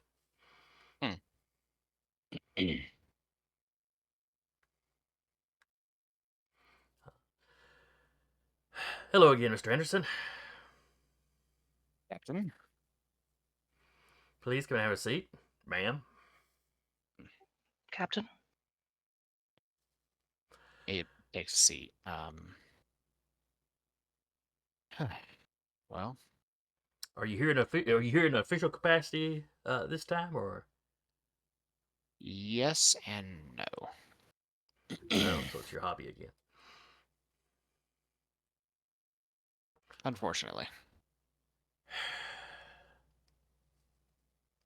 Have you found some more monsters somewhere? Not as of yet, no. But if I may start this with inquiring, how's the detective? Is he doing well? He's likely to still be out for a week. The hospital managed to get him through the infection, though. It wore him out. He's lost some weight. He's gonna be okay, though. That's good to hear.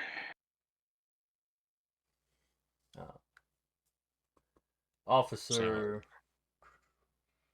Pendleton, on the other hand, his career is pretty well over. I don't know if you knew they had to take the leg. That wound got infected. I was unaware of that, actually.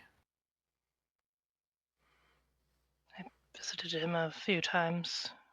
He seems to have a strong spirit. Well, I'll see if I can do something He was for him. down when I was visiting him just afterwards, but some of the other officers said he's perked up, so hopefully he'll pull through. He's young. He can find him some other career. I'll see if I can do something for him.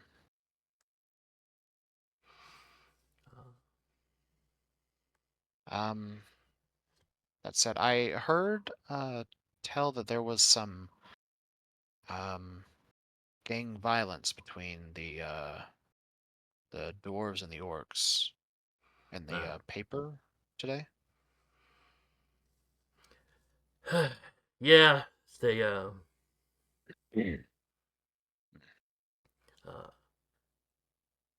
had some officers break up a fight. Around the same time that some other officers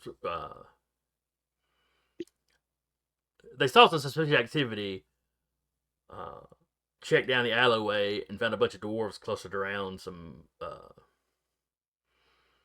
the body of some other dwarves. It seemed like the body had just been bodies had just recently been discovered. Okay. Some of those dwarves were armed, but none of them had a weapon that would have matched what was done to the firearm that would have killed one of the victims. The other two victims were mangled. Not that the shotgun blast to the one's head had left much of it, but understandable. I came here in hopes I might prevail upon you for some assistance. I didn't go too well See- for the department last time. I'm aware, Captain.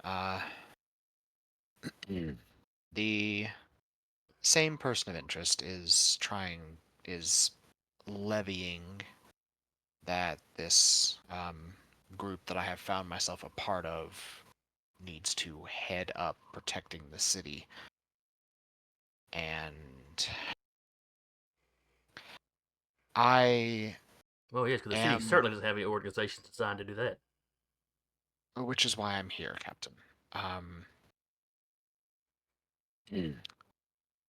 I don't want to cut the police department out of anything. I would like to prevail upon your all's assistance to help protect the city if this is something I am essentially being forced to do. Because if this is, from what folklore I've been able to acquire or was granted to me, this is the same threat that drove the other races to Earth. This is our home, and we have just as much a part to play in defending it as they do.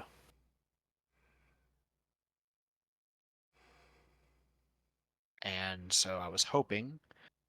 Do they, as he glances at Vivian as he's saying this, do they think that's what this is about? That whatever ran them here is coming after them? There's not enough information to really make any 100% certainty, but anything is possible. There's still those creatures out there unless your officers have caught up with them and taken care of them. No. We had a bunch of people out in the woods around there in fields, but looking and found some strange hoof prints, but They were, from what I understand, blessed by chaos and fertility, so it may do well to have.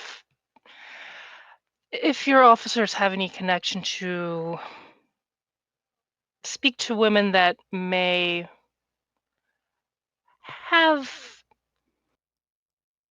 walk around late at night, if you catch my understanding, sir. ladies of the evening, yes. Exactly. To be more careful.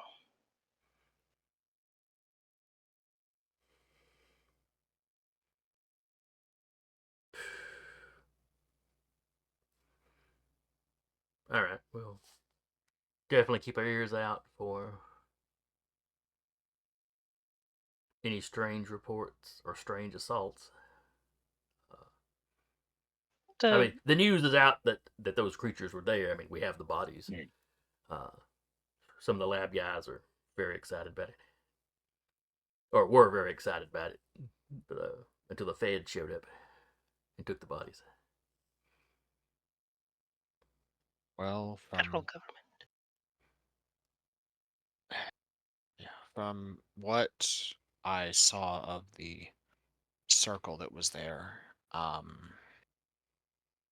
given the placement of the runes, it was definitely a summoning of some kind. So probably what drew them here. Yeah, it's too bad that circle in the slaughterhouse was so smudged and illegible. May have been for good, rather than things coming through it. Yeah. That's fair.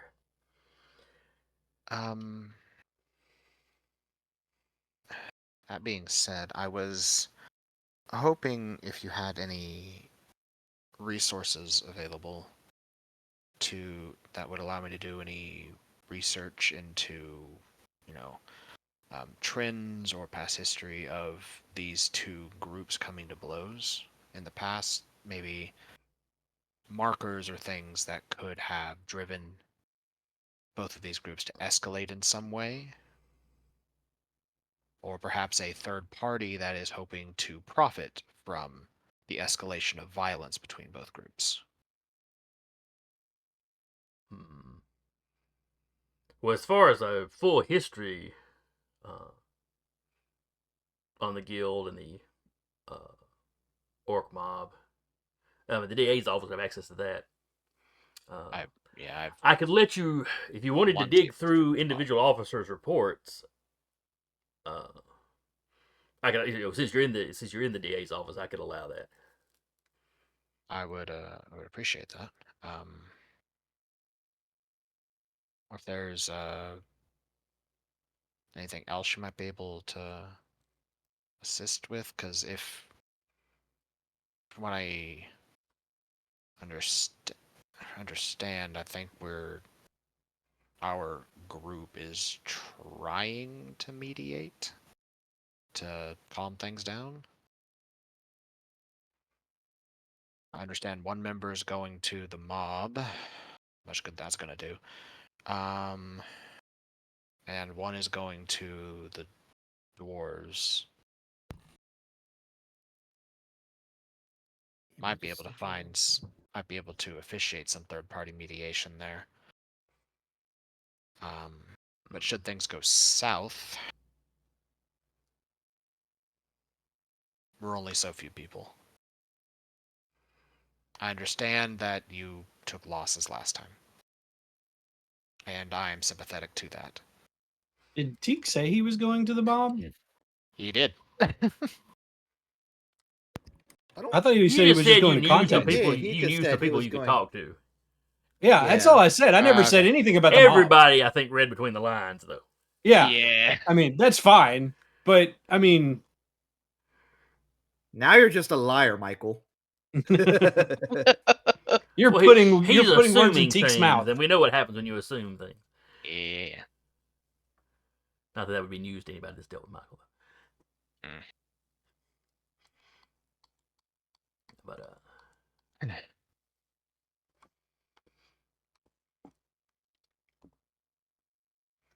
But all right, yeah, let's see. But I am requesting that should things come to blows, if both groups need to be forcibly pacified, Yes, if two mobs are fighting in the street, we will definitely be coming down on them.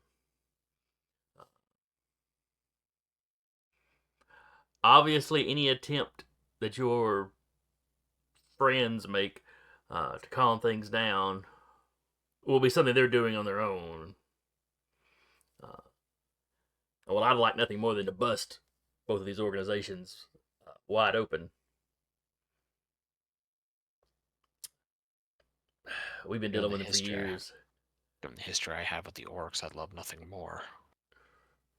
I don't expect we'll get rid of them. We might have to make do with just getting them calmed down. I mean, if I knew they were just going to kill each other, I'd let them dingo dog and calico cat each other. But there's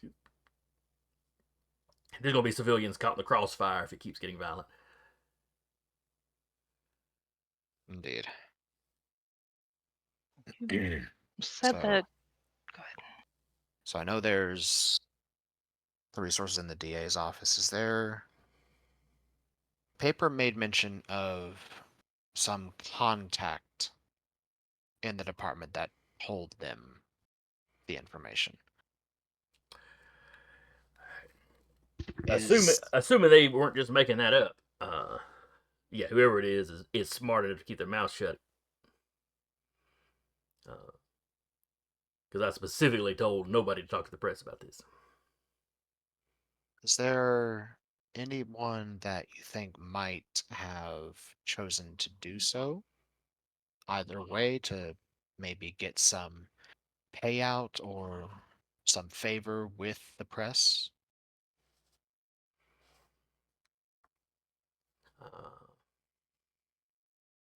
I'm trying to find a way to use my persuasion roll check here.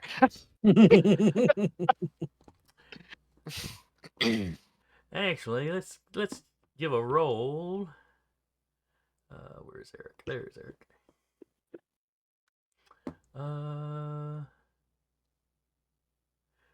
Give me a charisma roll. Mhm. I just want to see how he takes your the way you broach this. I mean, you were implying some of his guys might be taking payouts. Normal roll. Yeah, just normal side. Okay. Okay. You were pretty diplomatic about it then. Okay. Mm. Uh,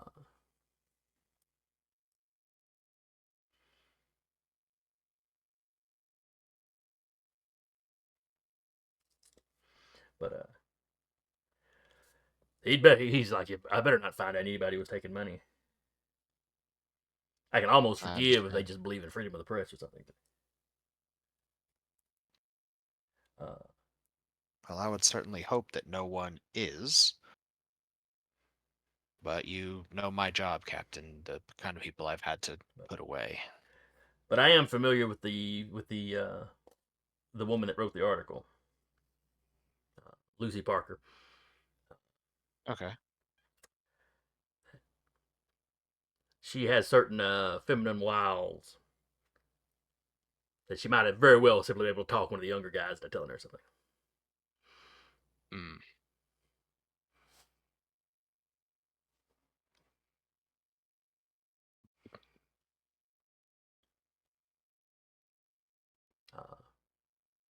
You might talk to her. Said Lucy what? Parker. Parker.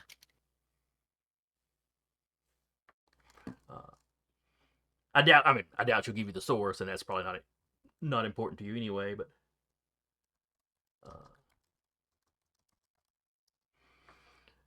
But you might be able to get whatever information, any information she's got, she might be willing to share with you. Though she'd probably want something in return. Mm. Well, I suppose I'll see how persuasive I can be. But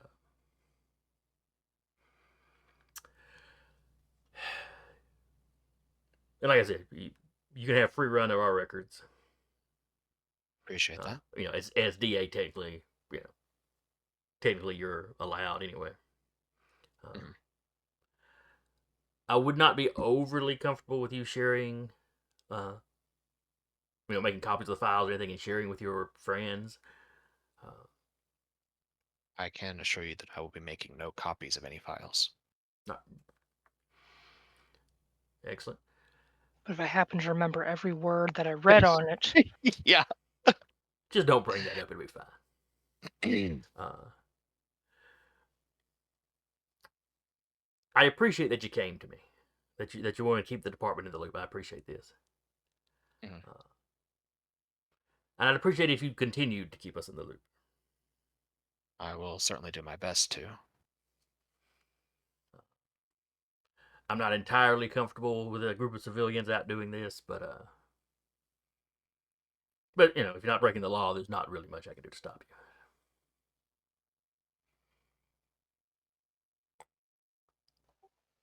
if I may, sir, it's trying to broker better relationships as well, make it possibly easier in the future. One of the things that Genevieve did bring up is that the human police did not want to listen.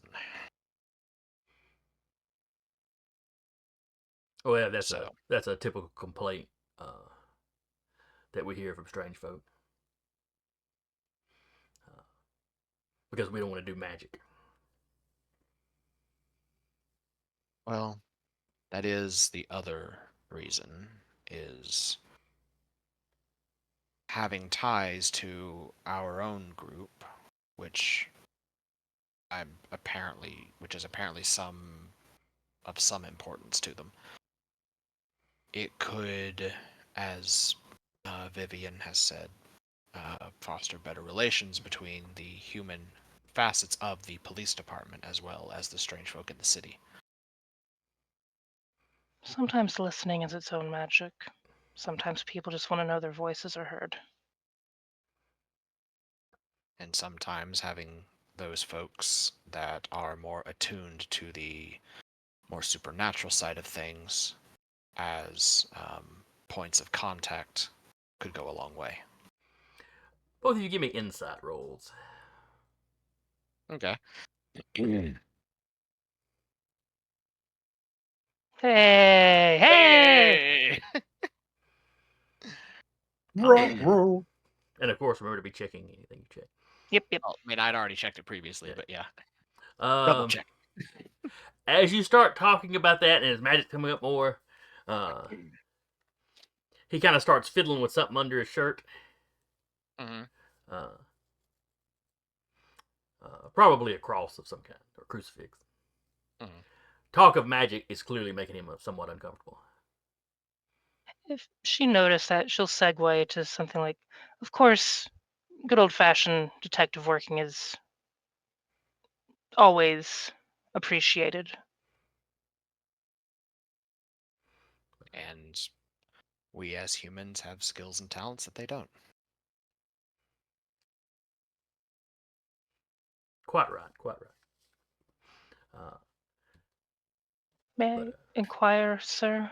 You said that two of the dwarves, their injuries and cause of death didn't look like anything caused by a weapon, that they had been mauled. Although that does make me curious as to why one was taken out with, as you said, a shotgun, but the other two were mauled. yeah, shotgun at very close range. An animal? We have got the city morgue is supposed to be sending somebody down to collect the body soon to do a better, workup on the bodies. Right now, we have a little morgue area in the basement, but it's really more of just storage space till we send them off to the main morgue. Thankfully, cold winters help with preservation. Yeah, that does make it easier. I understand if this might be a breach of protocol, but might I see the bodies? I might be able to glean something.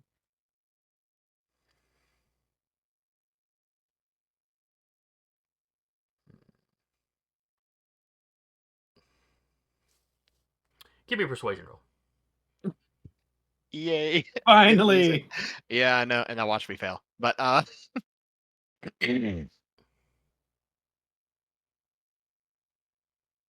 yep. There we go. Yeah, he does not need. It would kind of be against policy to take anybody down there. He will make sure that photographs from the lab.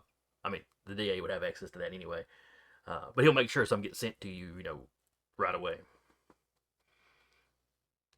Oh, I appreciate that. Thank you. Along with whatever reports have been filed on it.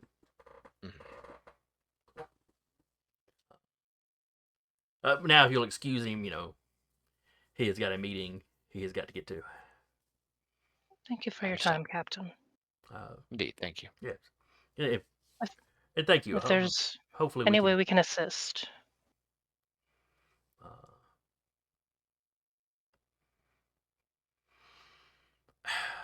you can't think of anything right now, but perhaps if there's a need for some sort of community outreach later, that might be useful. Of course. Michael will reach into his coat, will pull out a business card and offer it to the captain. The captain takes it, files it in his desk, or puts it in a little Rolodex kind of thing. I know I do work with the DA's office, but that is the line to my personal firm if you have need of reaching me outside of the office. He will keep that in mind. Have a good day, Captain. Oh, you too, Mr. Anderson. Did he ever get Vivian's last name? I don't think she ever gave it. Yeah, I don't He believe just goes she's in ever you given to it. and you, ma'am.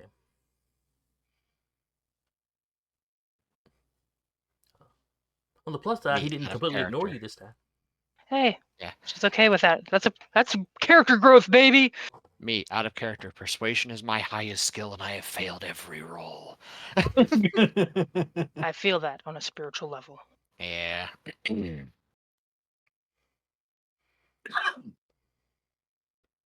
Yeah, I don't think I'd done quite enough of a speech to be able to use the complimentary rules for oratory, but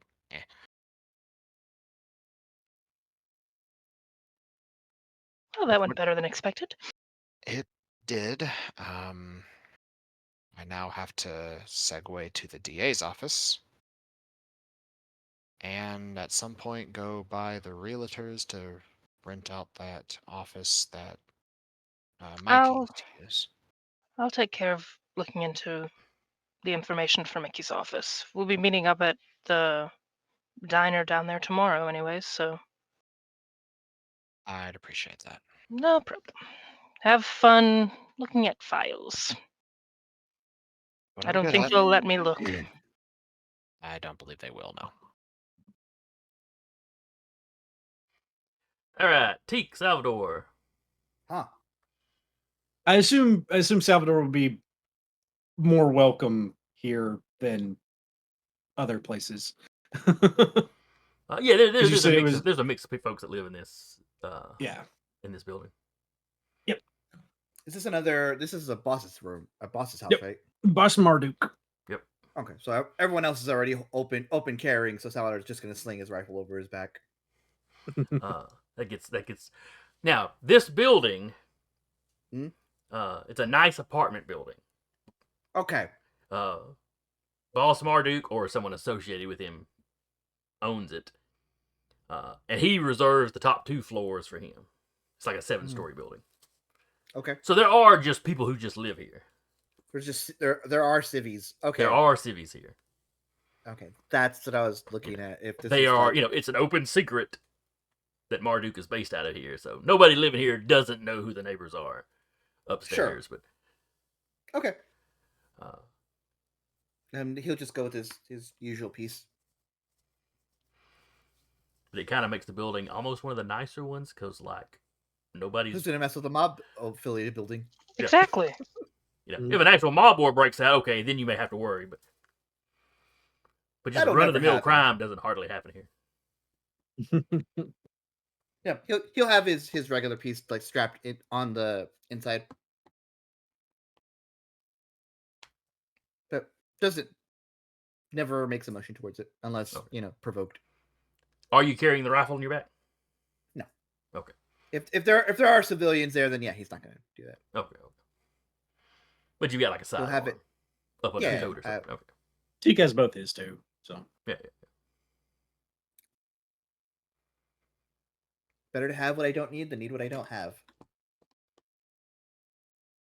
That is fair.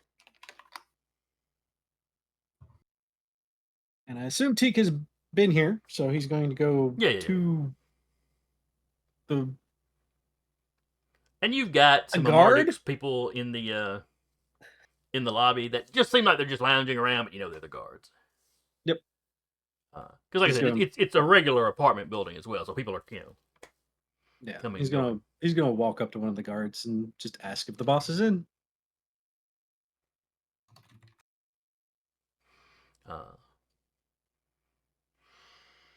Like I said, you recognize that these were the guards. You don't know this one specific. You didn't know these 2 specifically. Yeah. Who should I say is calling? Teak, sir. And you need to speak with the boss himself. Just I have a couple questions if you don't mind. If he has time. He looks at you a little doubtfully, and while his buddy is giving Salvador kind of the stink eye. Not the first time you've been mean bugged by thugs, It won't be the last. He gets up, he walks over.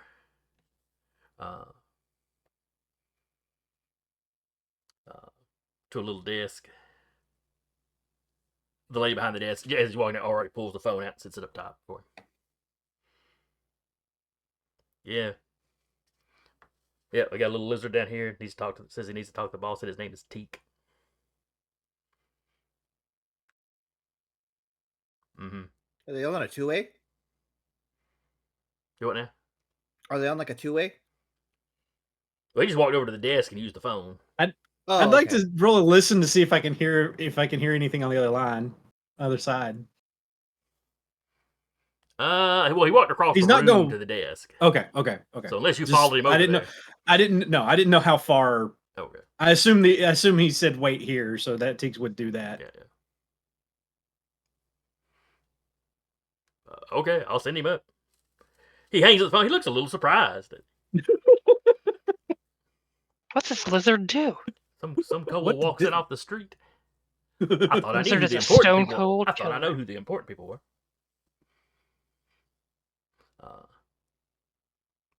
Okay. So you know where the express elevator is? And I do. Teakwood. All right. Oh, before I go, how's Miss Lillian McCarthy? Mm-hmm. Is she doing better? She's still working. Is she doing better?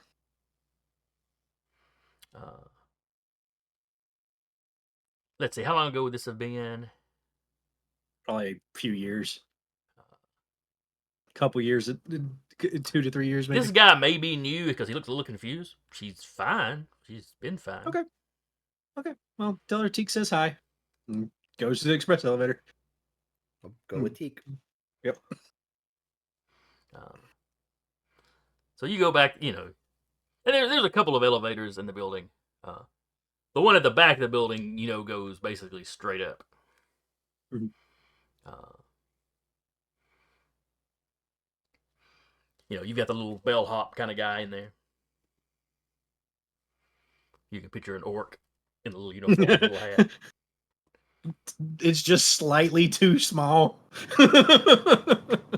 No, these are actual mobsters. They're very particular about the clothes. It fits. Very, very, very fitting. It's cut to help conceal the gun he's carrying. I'm assuming Teep still has his in his apartment, but he's not going to pull that out. So you get in. Clearly, he was expecting you. You get in, ride to the top. Does he know this gentleman? Even or odd?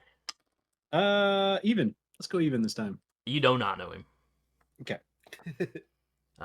To be fair, this is not exactly a high-end position, so Yeah. a lot of folks that have Start been here just, and work your just way long up. enough to earn some trust will be, stuck here. Yeah. Because they're the second line of defense. So. Yeah. So up to the top, ding's open. There's 2 big guards sitting there. I assume they're going to ask him to, take off his weapons and hand it. And they go, weapons? And he's already has them off and handed it to him. Yep. I'll follow Teak's lead and also pull out my weapon. Okay. We're going to need to pat your friend down. None of us Okay. know him. And these guys you've seen before. Yep. These guys have been Marduke's, kind of personal guard for a while. He's gonna look at him, one of them, and be like, "How's your daughter?" Doing pretty well. She's almost done with school. Okay. Glad to hear it. It's gonna. I'm like turning as I get the pat down. I'm looking down at Teak and like, the fuck? Teak just waves at him. Just starts having a casual conversation with the other guard. Oh yeah, Charles is about to graduate. He's expecting this boyfriend of hers to come ask his permission to marry her anytime now. Is that the one that you didn't like, or is this the other one? No, this is the one he doesn't like. Oh, So he's really debating how to respond. Should I just tell him no? Should I chuck him out the window? The wife thinks I should, the wife thinks he's fine. I mean, you could always do the standard have a shotgun in your lap when he's talking to you. Goddamn Teak. He likes that ideal. He was going to have a blade on the wall, but I think And you thought these Deke days might was respond gentle. more I love more to a gun. And while he's talking, the other one is giving you it's quick, it's very professional. Yeah. Just all right, he's clean. He doesn't have anything else.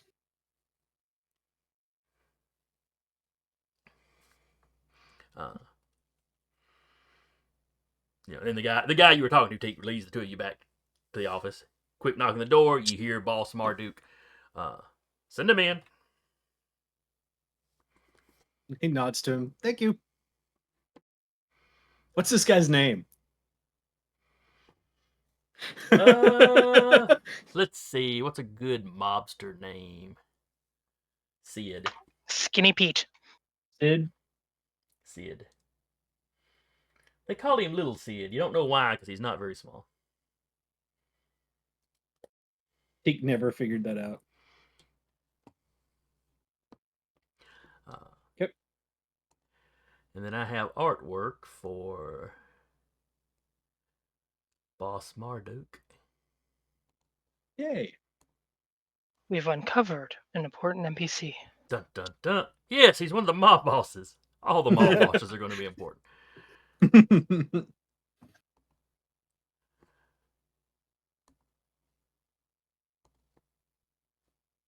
Nice. So he is sitting in behind his desk. He is in his pinstripe suit.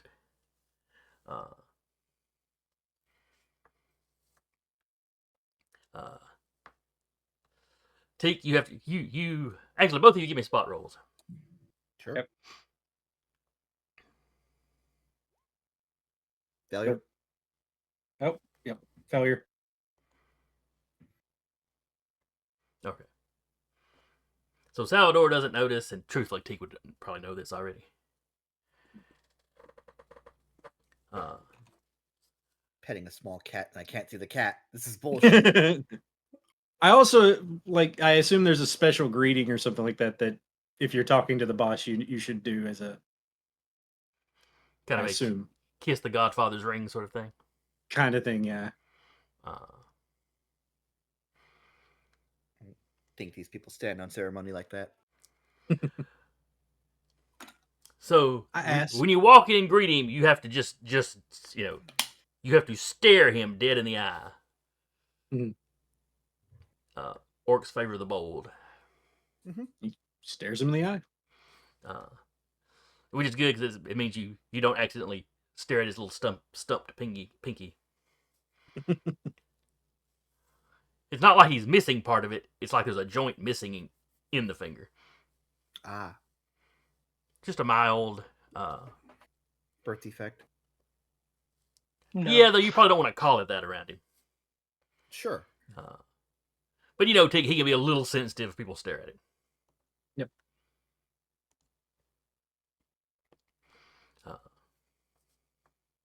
Like I said, I'm following Teek's lead. So if Teek stares him in the eyes, I'm gonna look at him and then be like, "Oh, well," stare him in his eye. He'll good to but as they were walking in, he would probably tell Okay. Salvador that, so he's not caught off guard. Yeah. How the fuck do you know this? I'll tell you later. Okay. Teak, it's good to see you again. Hi, boss. How are you? Business has been good. Today's been a little upsetting. I hear you've come up in the world. Oh, same old mechanic. Defender of the city, hero. I don't know about that now. I'm just trying to be helpful where I can. That's what makes him the best hero. You've literally killed a monster out of legend. Well, 3. 2. Well, 3, yeah. But I couldn't have done it without you teaching me how to shoot, so. Well, having you talking. Hmm.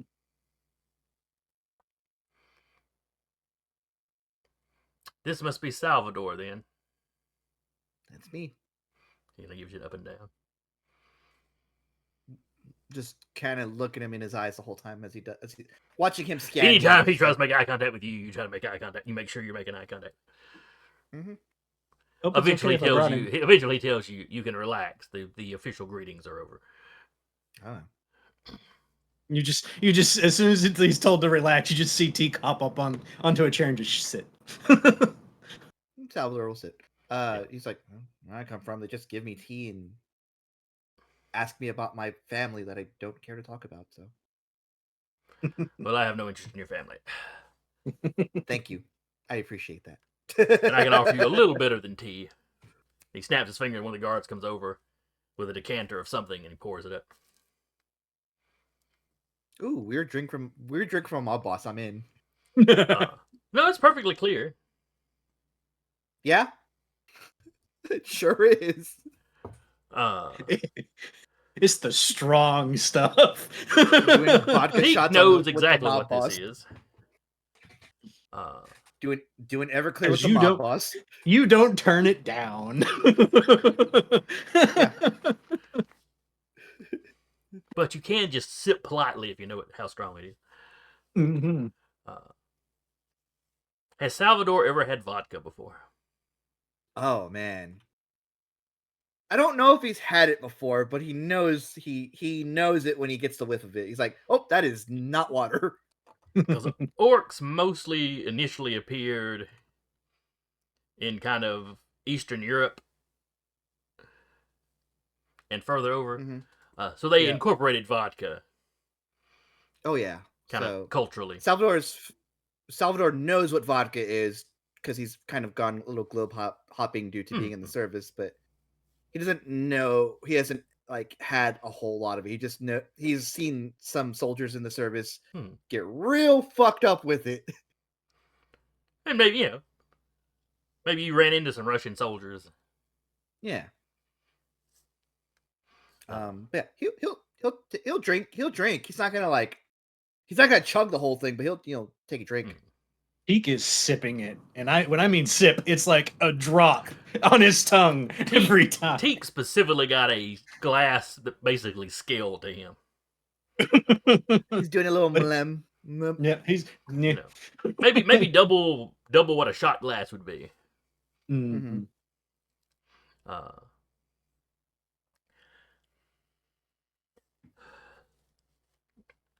So what brings you boys by? I'm guessing it has to do with the business this morning. Yeah, I'm just trying to figure out what happened. From what I understand, it was a shootout or something, scuffle, for sure. Well, one of our guys was killed. And the boys that found that body found some dwarves snooping around. That's the scuffle. Apparently, some dwarves turned up dead as well. So far, I haven't found any of my people that say they did it. Do you think it could be a misunderstanding? I mean, playing both sides.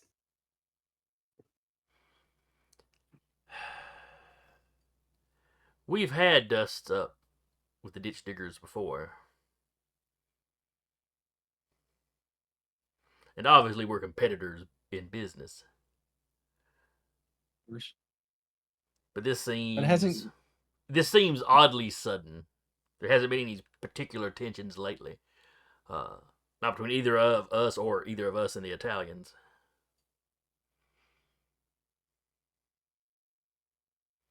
And and you would know the Italian mob is mostly in the northern part of the city that's more dominantly human. Yeah.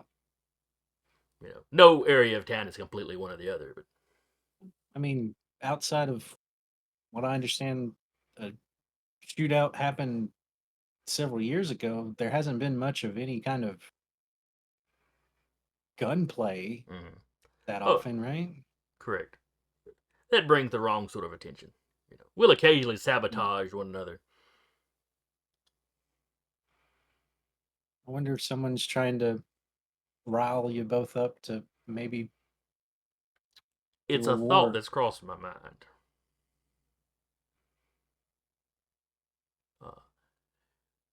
But if it was the Italians trying it, they stick out like a sore thumb down here.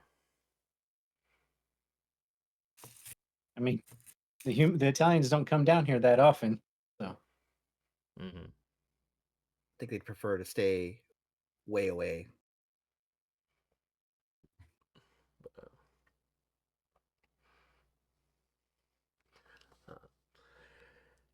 So I'm right that's what your little group is investigating next.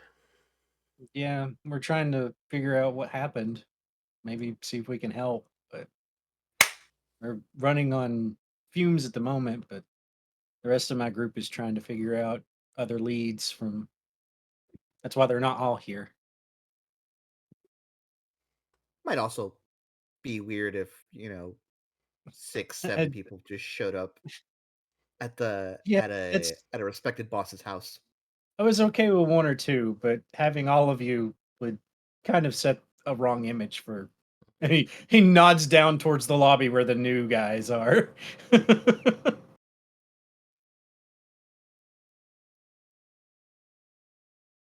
That might have provoked a stronger response. Though I'd have figured- recognized who you were.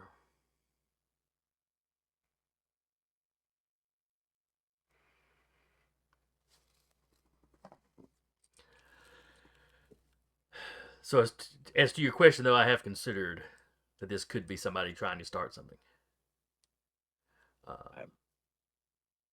Don't mind me getting into your business, boss, but have you tried sending a nice message to the dwarf boss?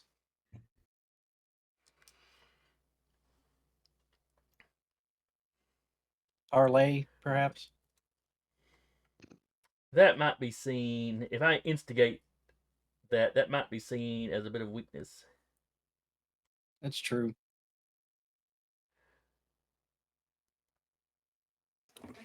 I think, But And I he's know fine Sigurd would for take it that way. I first. know Sigurd would speak of it that way at the very least. And I mean, he's probably seeing it the same way too. So Of course, if some third or party she. wanted to try to make peace, some neutral party. Yeah, if only there was one of those laying around. Exactly. Well, Now I've got I my can boys always bring poking it up. around, and obviously, if we find out that this is what it seems to be, and the brewers are just wanting to kick something up, well, we'll have to respond in kind. This sort of thing can't be allowed to stand. much as I hate it, But if your little Also group is for depending- hire, I'd be happy to pay you to investigate this and find out what actually went on. I can bring it up with the group and find out if they're okay with that. Excellent. More than happy to accept money for doing what I was going to do anyway. He hopes the rest of your group sees it the same way.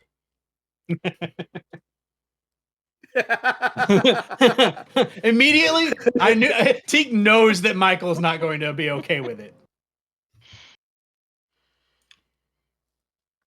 And Boss Marduk is really hoping he is, because that'd be nice. Teak is But already if they're- picturing the disapproving look. Yeah, but if they're not, I mean, I'm not sure. Do you know where all this happened? Maybe we could glean something from the site. He takes out a little notepad, jots down a couple of addresses, hands it to you. He The takes top it. the top one's where our man was found. The bottom one is where the dwarves were found. Did you and- have any patrols of that area with, or anything like that? Not really. It was close to one of our storehouses. Okay. I don't know if the dwarves are close to one of theirs.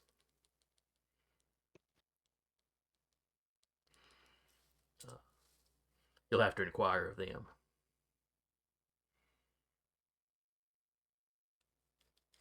Do But- that. I know in both cases the Savage? police managed to get the bodies. Yeah, I think Mullen said something about like the cops saw him and they scattered or something like that. I think. Yes. The boys were roughing him up to get some answers out of him.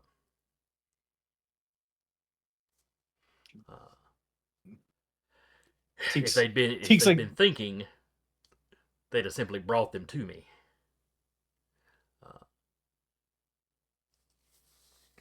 But their blood was high. Haven't found that body. Are they new blood? Fairly new. young enough that I'll probably excuse it this time. So Teak looks over to Salvador. You got any questions, Salvador? Seems pretty cut and dry. If there could be some like, I'm not gonna say leniency because obviously that's going to be seen as weakness. But if you just happen to not be where we happen to be investigating for just a brief amount of time that we're there, and you just go back about your business. I Just so don't we have can. anybody. I don't have anybody watching those alleyways now. Excellent. I'll have some guards in the storehouse, of course, Well, yeah, you got to until protect the until the insides, police presence calms down a little bit, and we can move it somewhere else. of course. Do you have any idea of anyone who may have been in that area or anything? May have seen something or got tied up in it or None of my fled? people. I've already questioned my people. None of them had noticed anything odd. Is any If you're investigating it, there are other people. There are people that live in the area or work in the area. You could always ask around. Is anybody in your organization more holistically attuned? If you ask them if we got any shamans, we're a little short on those at the moment. Worth a shot. There's one or two in town that don't really want to be associated with our businesses. Of course. Well, worth a shot. But that's all I have. I had a buddy in the war that was towing the line a little bit.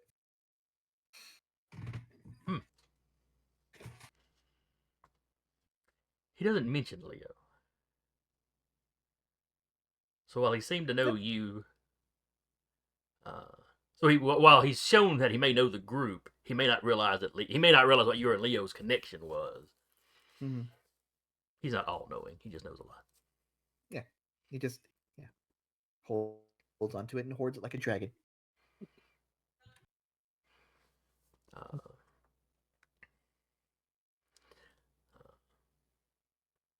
So has Salvador finished his drink? Yeah, he finished it. All right. And Boss Marduk has finished his.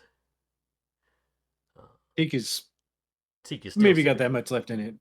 In that case, he tops everybody. He pours another one for him and Salvador and tops Teak's off. And then he holds up a glass. Holds up his glass like he's going to do a toast. Yep. And Teak holds it up. To your predecessor, Mickey was a pain in my ass, but he was a man of principle. Gotta respect the man of principle. Ching, ching. And Teak shots it. Oh shit! Constitution saving throw. So this is 2, and he's kind of little. Give me a con. Well, let's see. What do they call the con roll? It's a stamina roll. Stamina. Give me a stamina roll. Normal. Yes, normal. Success! Nice. Jesus. I won. Marduk smiles. You've been working on your tolerance there. And his voice slightly higher. I tried. Sits it down. I'm going to drink it and slowly get it to completion. Yeah, and Marduk lets you finish. He's drinking his, so y'all finish the drinks. He stands up, shakes your hand. He hopes you'll be able to work together in the future. Do I know if he's married or not? Marduk is married. Okay. He as he shakes his hand, it's like, your wife doing okay? Oh, she's doing quite well. Looking forward to the new grandbaby. Oh, congratulations. And he rattles off whichever kid it is. Marduk's got like 5 kids, so. It's not surprising, but you still say congratulations. Thanks again for meeting, boss. Oh well, you may be a new big player in the city. Much as I don't think so, but we'll see. He's very humble. For being in the mob, yes. Oh. If there's something else, then we'll take our leave. And the guard walks Have you a good day, back to boss. the elevator. I retrieve my armament. Oh yeah, they give you your guns Teak. back. At the elevator. Yeah. I'm like, I am not that drunk. Teak takes his guns back and he says, "Good luck with the son-in-law." Yeah, well, Oh, the other. I the like other your guy. shotgun idea. Maybe I just scare Glad you. I could help. Maybe I just tell my little girl, oh, he was coming right at me.